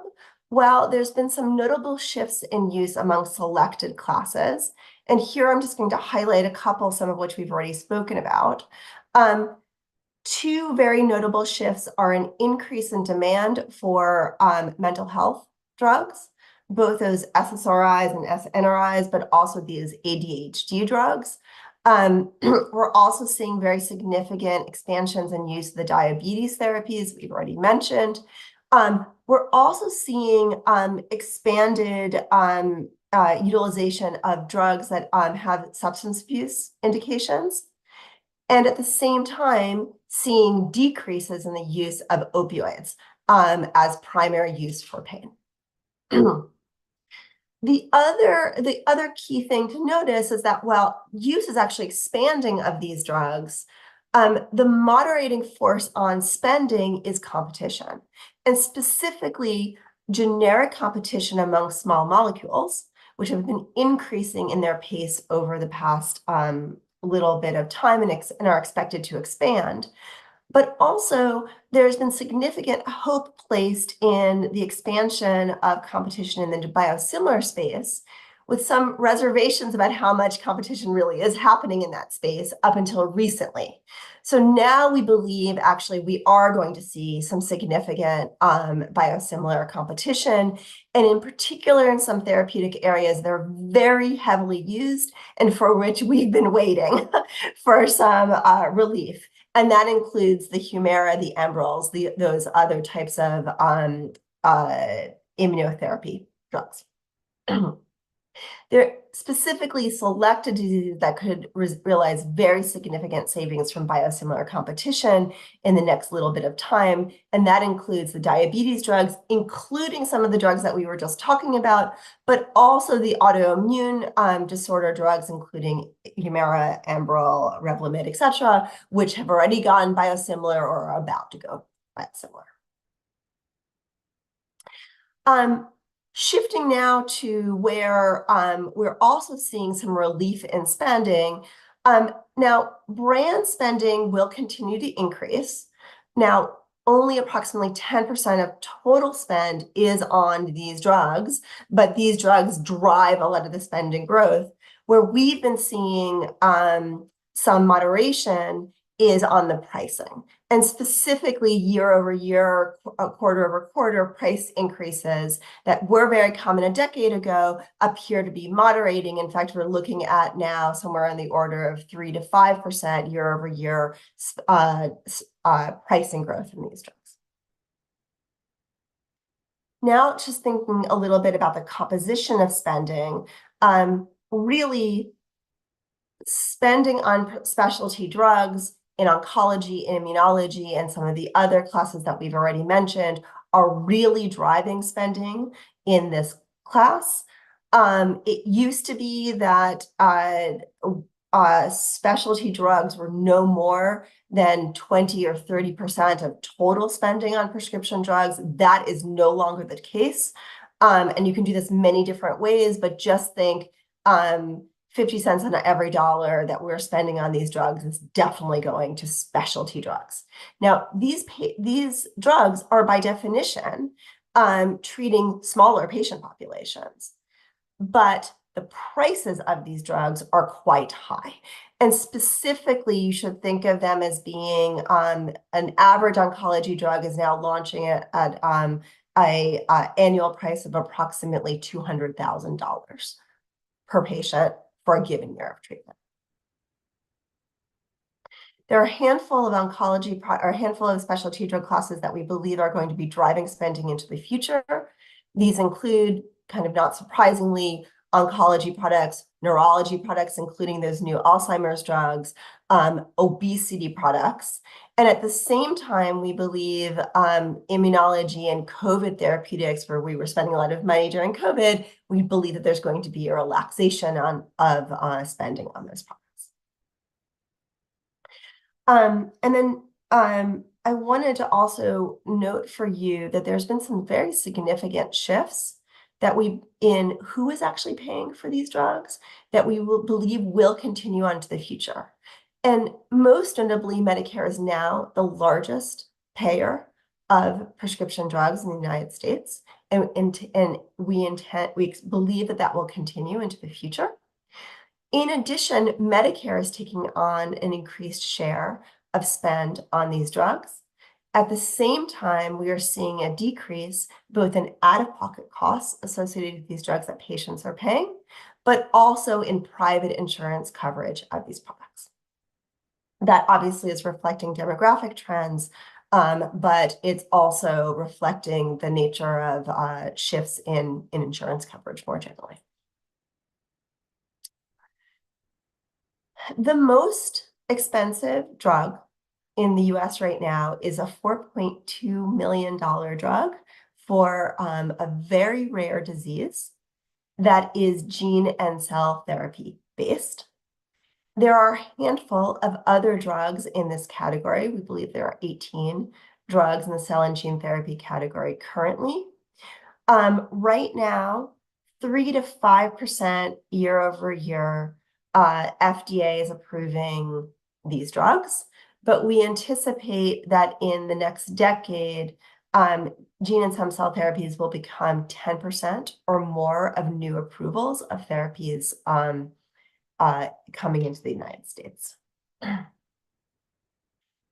In recent work, we estimated that we will spend approximately $60 billion in a given year on gene and stem cell therapies.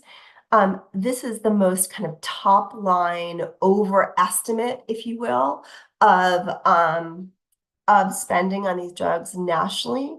We did it to try to get a sense of, okay, if every single person who could potentially get access to these drugs got treatment, how much would it really cost? I do not view $60 billion as a huge amount of money, considering how much money we're spending on these drugs more generally. But the most notable thing here is the incidence of that spending and its particular focus in Medicaid, particularly for young kids and also working adults with rare disease. The amount of spending is a function of the very high prices of these products on the order of $1 million or more right now. And the fact that there is no generic or biosimilar gene therapy that we anticipate occurring in the US market, at least now. That very high spend is multiplied by a relatively small number of patients that are going to be treated with these products, even in a very rosy sense of utilization here. One last thing to note in terms of policy that we believe is driving these trends will have important impacts moving forward. The Inflation Reduction Act, or the IRA, which was passed in 2022, builds on insurance expansion and also affordability claims of the Affordable Care Act put into place over a decade ago. There are 3 key components of the IRA that matter for prescription drugs. The first is a Part D, as in dog, for Medicare redesign of access for seniors to prescription drugs that are largely retail drugs. Those patients are going to get better access at a lower cost out of pocket to these products. To pay for those increased access, there are 2 cost containment components. The first is inflation rebates, and the second is negotiation. I'm going to tell you very briefly what those entail. Inflation rebates are kind of what they sound like, which is essentially there's going to be a break or a tax, you could think of, on drug prices that increase year over year more than inflation. This will have a very significant impact on returning savings, but it's also very notable because it will go across all spend on all drugs, not just in Medicare. And then negotiation, which certainly the newspapers have focused a lot on, is actually just focused on a very small number of drugs, 10 in the first year, 15 thereafter for the next couple, and then 20. The first set of drugs that will be negotiated are listed here on this slide. We believe that the prices will get negotiated off of list of approximately 30 to 70% off, just for Medicare beneficiaries that use them, not for the commercially insured or for Medicaid insured individuals at this time. We believe that states should expect to benefit from these policies in a variety of ways. First, Inflation rebates will impact all payers, and we believe, in fact, some of the moderation in spending that we're projecting and the moderation in prices that we're projecting are, we believe, related to the inflation rebates that have already been passed. In addition, while commercial insurers and state insurers cannot directly participate in the federal negotiation for the handful of drugs that will be targeted, certainly a posted public price for these drugs will likely help both commercial insurers and also the states obtain better prices for these therapies. In addition, as David already mentioned, many states have pursued state affordability boards to both take advantage of the inflation rebates and the negotiated prices, but also look for other opportunities either to broaden out access or to broaden out potential affordability opportunities as they present themselves. One other thing I want to mention here. Children and patients with selected genetic disorders are at risk and potentially the most likely to benefit from the gene and stem cell revolution that's coming. And it is the commercially and self-insured plans that face economic incentives to actually not cover or provide very significant restraints on coverage to these therapies.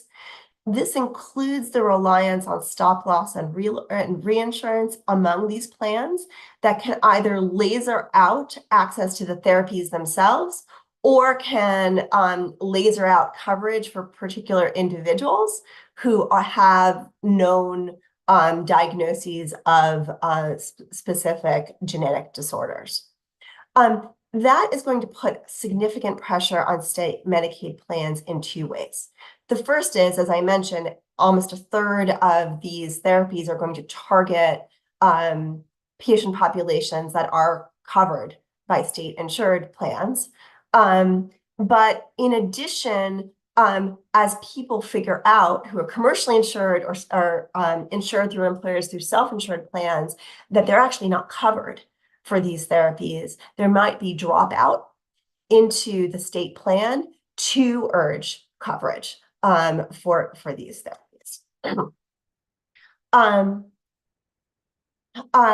The innovators in our state and in the nation are worried about the uptake of gene and stem cell therapy. It's actually been quite limited. We have some data that I'm more than happy to share with the commission on this, but the performance of therapies of these companies that are particularly focused on gene and stem cell therapy is not what they anticipated when they were first coming to market. And indeed, take-up has been quite limited, and that we've seen mergers and acquisitions and other things in this market, creating some concern, let's say, around innovative companies and their investors. As a consequence, both of concerns about patient access, especially in very vulnerable and traditionally disadvantaged populations, and also concerns about the viability of this market for innovators. The federal government has pursued a pilot that will help the states enter into value-based agreements for gene and stem cell therapies that are targeted to sickle cell drugs in particular. That pilot just got launched and will start helping the states in approximately 6 months. We believe there are other policies that the states might consider here. The first is additional state pursuit of value-based or even subscription-type models for gene and stem cell therapies that are targeted to specific diseases and specific patient populations for which we believe these therapies truly are curative. Second, the use of subscription or coverage with evidence type models for therapies that will likely both promote individual health, but also will likely have public health implications, including the GLP-1s. Another area where we're seeing states pursue policies might be statewide caps on out-of-pocket costs. We've already seen this with insulin, but we might see this with other types of therapies, especially ones in the specialty space for which patients really are paying a fraction of list price for these increasingly expensive therapies. And then finally, I think it would be wise for states, and certainly you've heard some states discuss pursuit of additional policies to encourage the use of biosimilars when they become available. With that, I will say thank you so much for your time, and I look forward to your questions. Thank you. Yeah, let's open it up for questions and comments.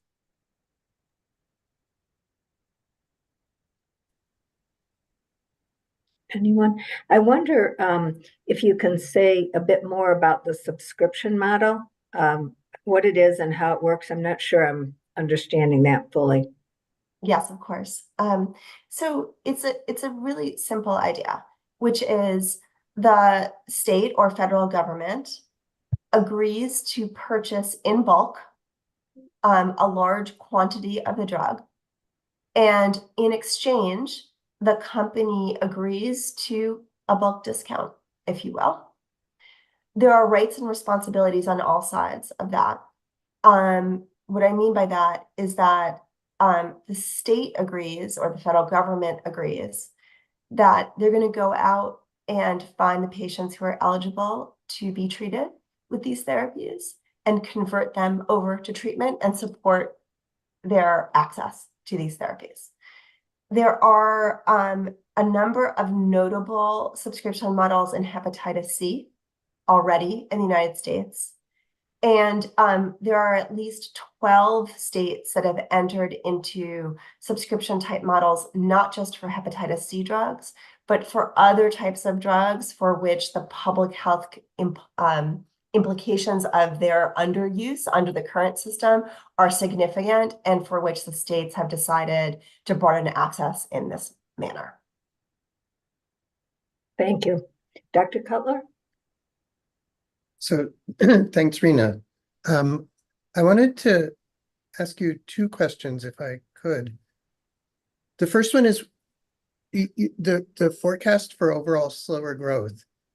Is built into that a big increase in use of GLP-1 agonists? And if so, what is offsetting that would lead to slower growth? Is it just like the phase out of COVID and RSV meds, or is there something else? And, yes, go ahead, sorry. The second question, just to put it out there, because I'll forget more likely than you'll be to forget. On the cell and gene therapy thing, so I've noticed too that it's been very, very low. And I've wondered how much of that is because insurers are basically not authorizing it.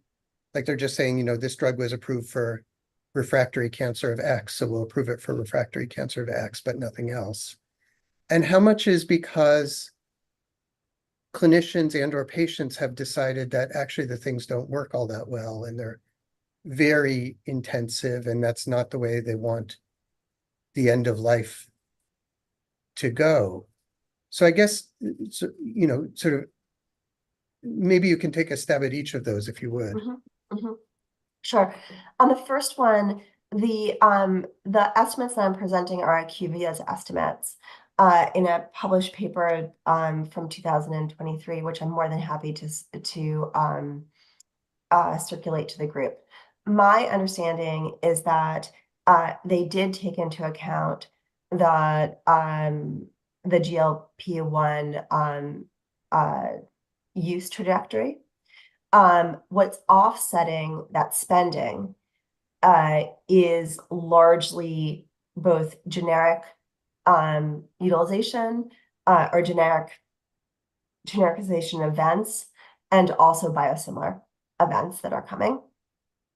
Many of the, and you can think of this just alone on the Humira and Enbrel drugs, that the spending on those drugs has just been absolutely enormous.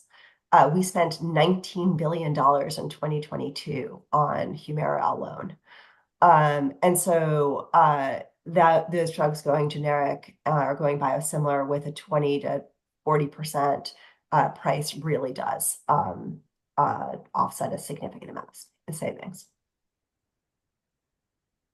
On the gene therapy comment, I think it's actually a mix of the two.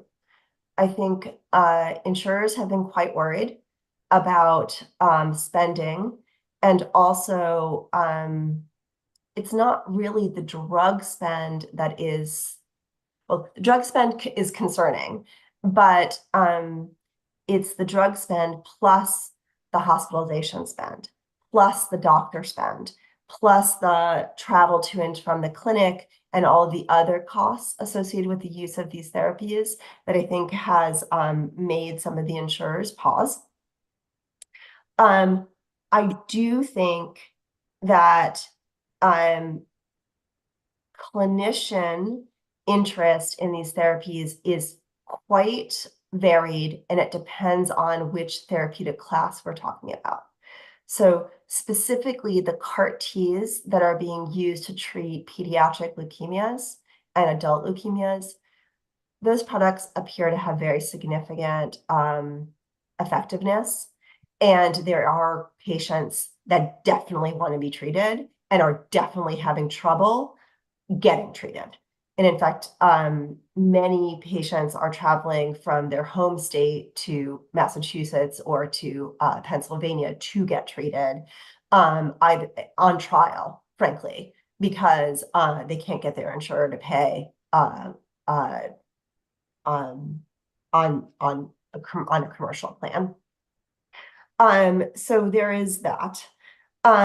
I do think that doctors are trying to wait out a little bit some of the longer term effects and concerns about efficacy and duration of efficacy for some of these products.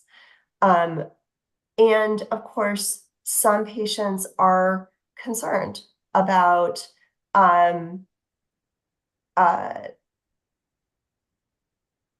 giving up the way that they have been treated and the habituation that treatment has that they have built their lives around, and how these type of therapies would really radically change their lives, hopefully for the better, but you know, there's significant uncertainty there. Here I would say the sickle cell disease drugs in particular are ones where although these products appear to be quite effective, you could imagine the community might be reticent to use them, and doctors might reflect those preferences.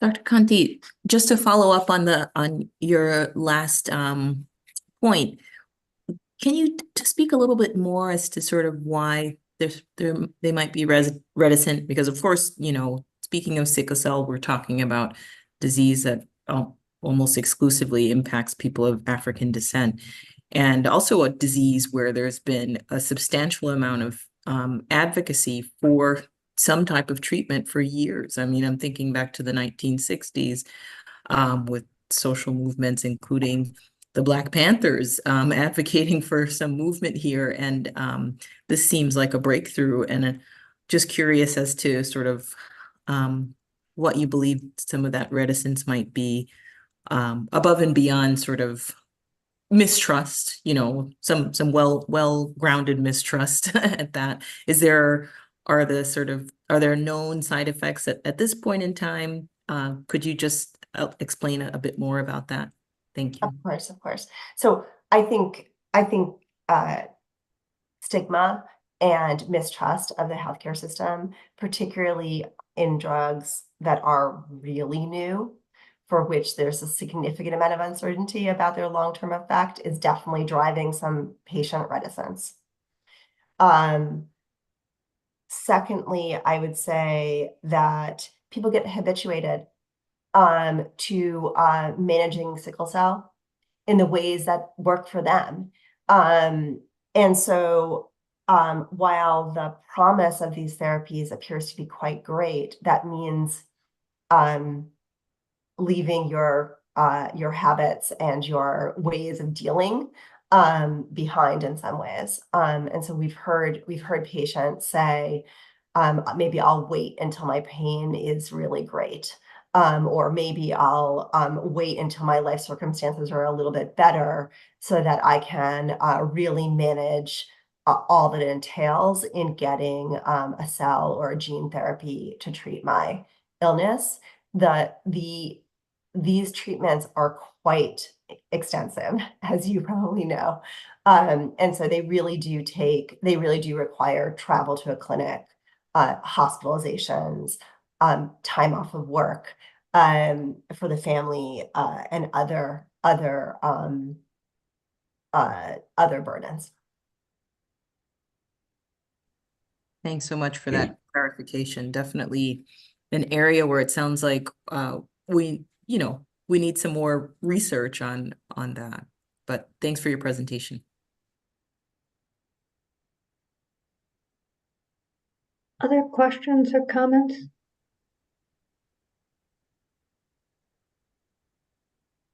Deb, can I just ask one more question?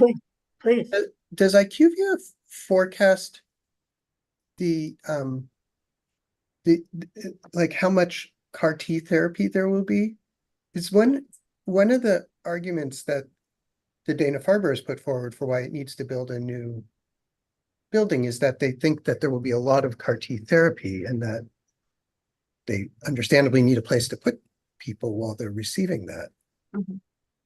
And I guess I'm sort of curious as to what is, if you take IQVIA as the gold standard here, what does the gold standard say? I understand that the national forecast may differ, and that, as you said, it may be that it takes place in Boston and people will travel from all over to come to Boston just because it's so difficult to do and so demanding. But I'm just sort of curious about their forecasts and whether it would be consistent with a very high growth. Right. So IQVIA's forecasts are less rosy than myself and Andrew Lowe's forecast for the uptake of CAR T and gene and other gene and cell therapy, but it's still quite significant. I think they're projecting something like a third of the growth that we're projecting in the same time period. I do think that there's a fair amount of patients traveling to Massachusetts and to Pennsylvania, a handful of other centers of excellence to get treatment, either in the commercial setting or on trial.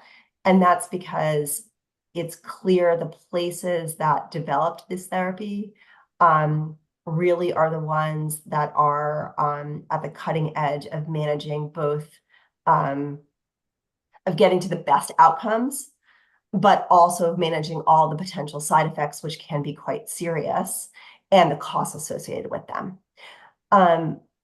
Places in Massachusetts, in addition to Penn and Texas, have also raised funds to support patients staying in the hospital with their families also for long periods of time. And some of that is charity care, but some of it is also, other supports that these providers are providing that not everyone can provide. So I'm not surprised that the Dana-Farber Children's and other places would be investing in these type of care facilities and would be thinking about this almost like in a hoteling context.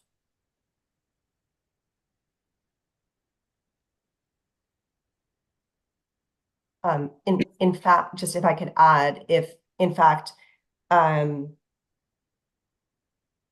least for CAR T and pediatric leukemia, we know that even in states where there are centers of excellence that can do this type of therapy, patients are traveling to Massachusetts and to Penn to get treated.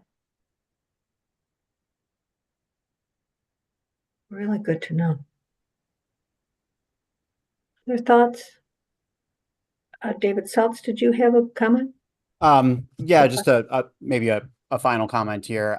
Thank you again for this presentation. And I think, really highlighted some of the dynamics that, I was speaking to in kind of the introduction to this whole section here. And the cell and gene therapies, I think, is one of those areas that, as you talked about, is a place for states to really think about this, because there is that connection to the Medicaid programs, given the patient populations that are affected, given the fact that, we have to have a balanced budget, and even a small number of patients at that price point, at a $4 million price point, can be a challenge. And so how do we balance those access issues? How do we think about what the responsibility of the commercial insurers are, if they're going to be blocking that coverage and those people then end up on Medicaid? What are the policies that we need to be put in place? I think your presentation really highlighted that role for states to be thinking about that. And I think of Massachusetts, and I think of the fact that we are also leading the country in the innovation in this space, and with our biotech, our life sciences, in Cambridge and across the state. We are both kind of the innovators and thinking about this from a health policy standpoint, and really balancing that. I noticed that, you talked about that CMS pilot, which is kind of, I think, wrestling with some of those very dynamics. It didn't look like Massachusetts was included in that pilot, or we didn't sign up, and maybe there's a reason for that, and someone can let me know offline. But I just wanted to, I guess, end by saying, I think this is an area that we need to continue to educate ourselves on and continue to think about. And I hope that we can count on you to help us and work with us as we continue to think about these things. Gene therapies, these stem cell innovations, they're incredible. But the policy dynamics and how we think about them is increasingly complex. And so thank you in advance for helping us. I'm always happy to help. If I could, so the state of Massachusetts is actually really the leader in the United States on signing value-based agreements, particularly in this space. They are managing access very well, considering the issue for state Medicaid patients. Yep. The issue is the commercially insured. And specifically, we have a lot of health plans that are relying on stop loss or reinsurance to manage access to these therapies. And stop loss and reinsurance isn't really regulated in the same way as insurance is. And so there's a lot of ways in which stop loss and reinsurance can laser out or provide very not great access to therapies for which patients could really truly benefit. And that really leaves people who are employed in the state and insured by the commercial insurers kind of a little bit adrift. What I've heard a fair amount of are patients not knowing that they were in an insurance plan that had lasered out these therapies or lasered out these conditions, because they didn't know they had the condition, or they didn't know their kid had this condition. They find out, and then, oh my goodness, here's this lightning strike wrist that you have insurance to pay for, and yet your insurance doesn't actually provide access. So then what do you do? So I do think that there's a state role to play in thinking harder about stop loss and reinsurance in this setting. And what should be allowable to be covered or not covered, and what should be covered here.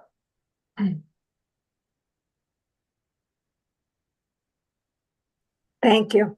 Thank you so much, Dr. Conti. I think you can see by the discussion, this was a really useful topic, and your presentation is very much appreciated. Thank you. Thank you so much. Thank you so much. And we'll now turn to our Executive Director's report for agency updates by Director South and the team. Thank you, Chair DeVoe. I will be turning over most of my executive director's report to others. We're going to do the regular material change notice update here, and I'm happy to turn it over to Kate Mills, our Senior Director of Market Oversight and Transparency, to give this important update. Kate.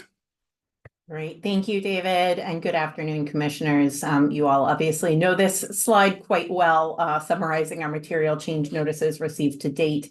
Since 2013, we've received notice of 169 provider transactions. Of these, transactions involving the formation of contracting entities continue to be the most frequent. While we did not include the same slide as we used in our last board meeting to show how many of these transactions have involved for-profit entities, I did want to note that we are continuing to track that, and it continues to be approximately half of all of the material change notices received to date that have involved at least one for-profit entity. Next slide, please. At the present time, we have one active cost and market impact review regarding the proposed transaction between Dana-Farber Cancer Institute, Beth Israel Deaconess Medical Center, and the Harvard Medical Faculty physicians at Beth Israel. As you know, that transaction involves a new clinical affiliation between Dana-Farber and Beth Israel and its physicians, following the termination of the longstanding affiliation between Dana-Farber and Mass General Brigham, as well as the establishment of a new freestanding cancer hospital in Boston for adult cancer patients. And on the next slide, you see— Kate, can I just, given what Rena said on the previous slide, have we received from Dana-Farber PI their estimate of how many of the beds will be filled by Massachusetts residents versus people coming from out of Massachusetts? That is certainly something that we are looking into as part of our review. Okay.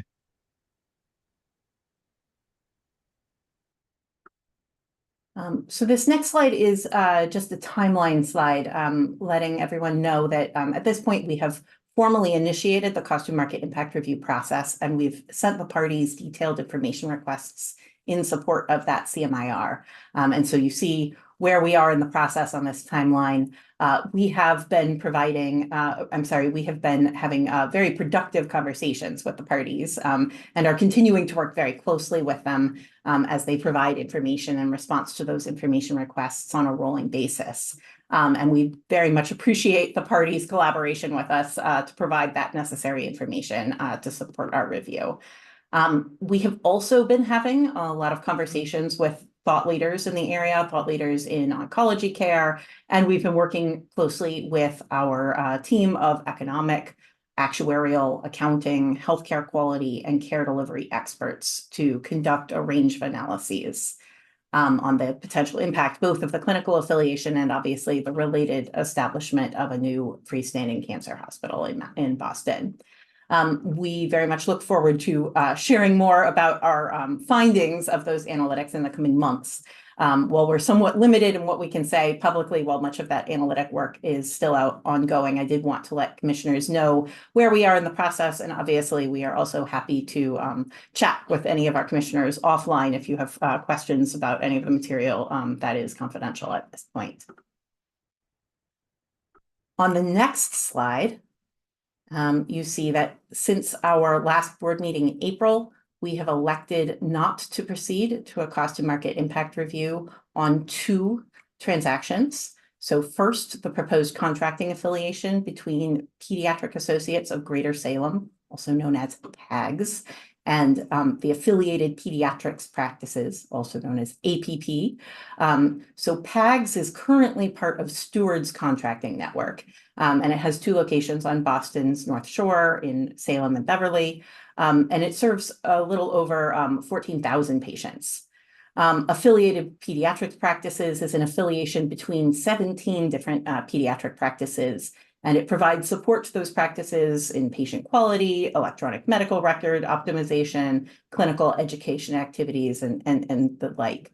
Those 17 affiliated practices serve approximately 80,000 patients across 22 locations. APP establishes most of its contracts through Mass General Brigham, And in connection with the transaction, the PAGS providers do plan to participate in APP's payer contracts, including certain Mass General Brigham network risk contracts. In our review, we found that the transaction could potentially result in a relatively small increase in commercial spending as PAGS moves to APP rates, but that overall increase in spending impact would be limited by PAGS' overall relatively low total commercial volume and revenue. We did not review any evidence that would suggest that the transaction would have a negative impact on either quality or access. Second, the proposed acquisition of New England Neurological Associates, PC, which is a 17-physician multi-specialty neurology group serving patients in the greater Boston and Merrimack Valley areas, by LGH Medical Group, which is a multi-specialty physician practice that's owned by Tufts Medicine and affiliated with Lowell General Hospital. In our preliminary examination, we found that this acquisition could also result in a small commercial spending increase due to potential changes in New England Neurological Associates commercial rates following the transaction. But as with the transaction just discussed, any spending impact is expected to be small given the relatively modest size of that practice. We did not review evidence indicating that the transaction is likely to negatively impact access or quality of care. And finally, I wanted to note that a proposed transaction for which initial notices had been filed, but which were never completed, a proposed joint venture between Greater Springfield Surgery Center and Mercy Medical Center, has also been withdrawn. Commissioner Blakeney, I see your hand. Thank you, Kate. Could we go back to the pediatric groups for a moment, please? Yes. Because Pediatric Associates of Greater Salem is currently part of Steward, I guess I'm needing a little bit more clarification, given the fact that Steward is attempting to sell their physician practices. Is this tied up in that? It seems to me if it was tied up in that, we wouldn't be seeing this. Is that correct? So PAGS is part of the contracting network of Steward. And so that network is what is part of the material change notice that has been filed with the HPC. The practices that participate in that contracting network do have agreements to participate and can choose to continue to stay in that network or leave pursuant to the terms of those agreements. And so this is a practice that explicitly indicated in its material change notice form to us that is publicly available that their goal was specifically to look for a more stable network to be part of. So it was motivated in part by what is going on. But yes, they are explicitly leaving the Steward Physician Network. But to be clear, it's not affected by the bankruptcy. Exactly. Okay, thank you, Lois. That was part of it, but the other part of it, Kate, just to be crystal clear, they will thus be withdrawing from the Steward Hospital in that area. No, they are leaving the physician contracting network. So their payer contracts will now be part of affiliated pediatric practices. That does not necessarily have a bearing on where those physicians may have admitting privileges, who their referral partners are, or many other aspects of clinical care management. Obviously, I'm sure you know where I'm going with this, which is the concern that we're going to have ongoing with the medical practices leaving and stripping away physician inpatient use from the Steward hospitals. Okay. Understood. Kate, is there a way that we can keep track of this one? Yes, absolutely. We are definitely going to keep an eye on this and candidly, the entire kind of changes in the market relating to Steward is something obviously that we are keeping a very close eye on. Okay, thanks, Kate. Appreciate that. Good question. Other questions or comments for Kate? Okay, thank you so much, Kate. Oh, I apologize. There is one more slide. Oh, perfect. So on the next slide, you see that we are reviewing 4 other material change notice filings. Obviously, we've already discussed the ongoing review of Stewardship Health and Optum. In addition to that, you see that we still have under review the proposed acquisition of Milford Regional Medical Center by UMass Memorial, the proposed joint venture between BMC Health System and Teleca Imaging, and received since our last board meeting the proposed acquisition of Same Day Surgicare of New England, which is a freestanding ASC by South Coast Health System, which is already a partial owner. And that is the end of the material change notice update. And if there aren't any other questions, I will turn it over to Colleen. Great. Thank you so much, Kate. Okay, proceeding here. So first, I would like to highlight an event that I attended last week with Commissioner Castiel, Director Seltz, and others from the HPC, the Health Equity Compact's Health Equity Trends Summit. I know many of you watching our meeting today also attended this absolutely fantastic event, and I'd just like to give a huge shout out to the Compact members and staff for putting together such a great day with so many wonderful speakers and perspectives. This year's theme was Health Equity in Action, and the HPC's work was included in the roundup that they shared of notable progress against our equity goals as a Commonwealth, and we were honored to be included. A few of the key themes that I highlighted here on this slide were heard throughout the 6 panels throughout the day, and we're really validating to the work and the goals of the HPC. And we look forward to continuing to work with the Compact and our state government partners, many of whom were actually featured on the state leaders panel during the day, to work together to advance health equity in Massachusetts. Always much more work to be done to push forward. And on the next slide, I do have a very exciting announcement to share from the HPC's Healthcare Transformation and Innovation Department, adding to our suite of grant opportunities focused on combating health disparities and improving healthcare for pregnant people. I'm excited to announce that we are now accepting proposals for the Heart-BP program. This is the hypertensive disorders equitably addressed with remote technology for birthing people Heart-BP program. This is a brand new $1.5 million opportunity aimed at supporting community hospitals and implementing high-quality patient-centered remote monitoring for patients with hypertensive disorders of pregnancy. To address existing inequities in severe maternal morbidity, we are looking to award programs at hospitals with substantial obstetric populations serving those with high rates of hypertensive disorders in pregnancy, including among Black, Hispanic, and non-Hispanic birthing people. We're also in particular aligning with communities identified by the Executive Office of Health and Human Services Advancing Health Equity in Massachusetts, AHEM initiative. And the awards will be funded up to $300,000 each for 5 hospital awardees. Applications are going to be due September 6th, 2024. We've got an info session coming up on June 27th. You can register for that on our website. We're also, as always, accepting questions at the email address listed here on this slide. And all of this information and much more information is listed on Combis and also on the HPC's website proper.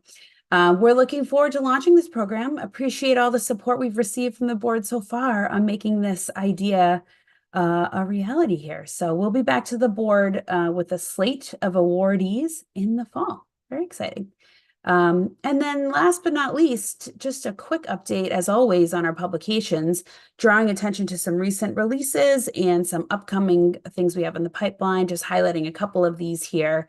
But obviously, everything on the recent release on the left-hand side is going to be on our website for you. So based on much of the recent research and discussion that has been brought before the board at meetings this year, we're issuing a new white paper on policy solutions to address the rising role of private equity in healthcare. That'll be coming out in the next couple of weeks. The great presentation and findings that HPC researchers Yua and Diana shared earlier today on weight loss drugs, that'll be made into an interactive data points issue that will be on our website.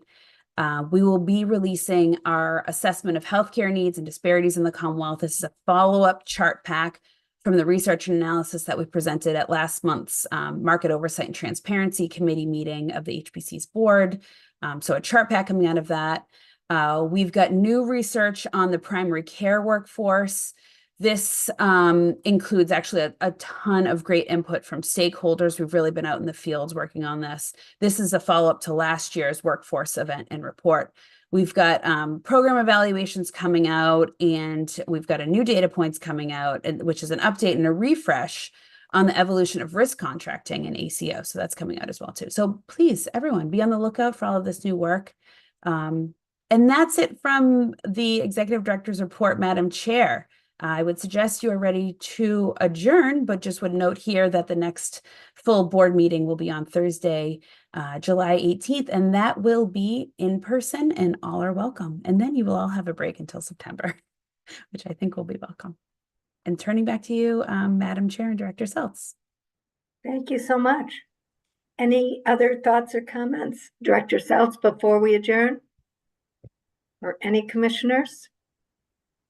With that, I want to thank you all for your time and the discussion this afternoon, and to the public for joining us for today's meeting, and we will adjourn. Thank you all.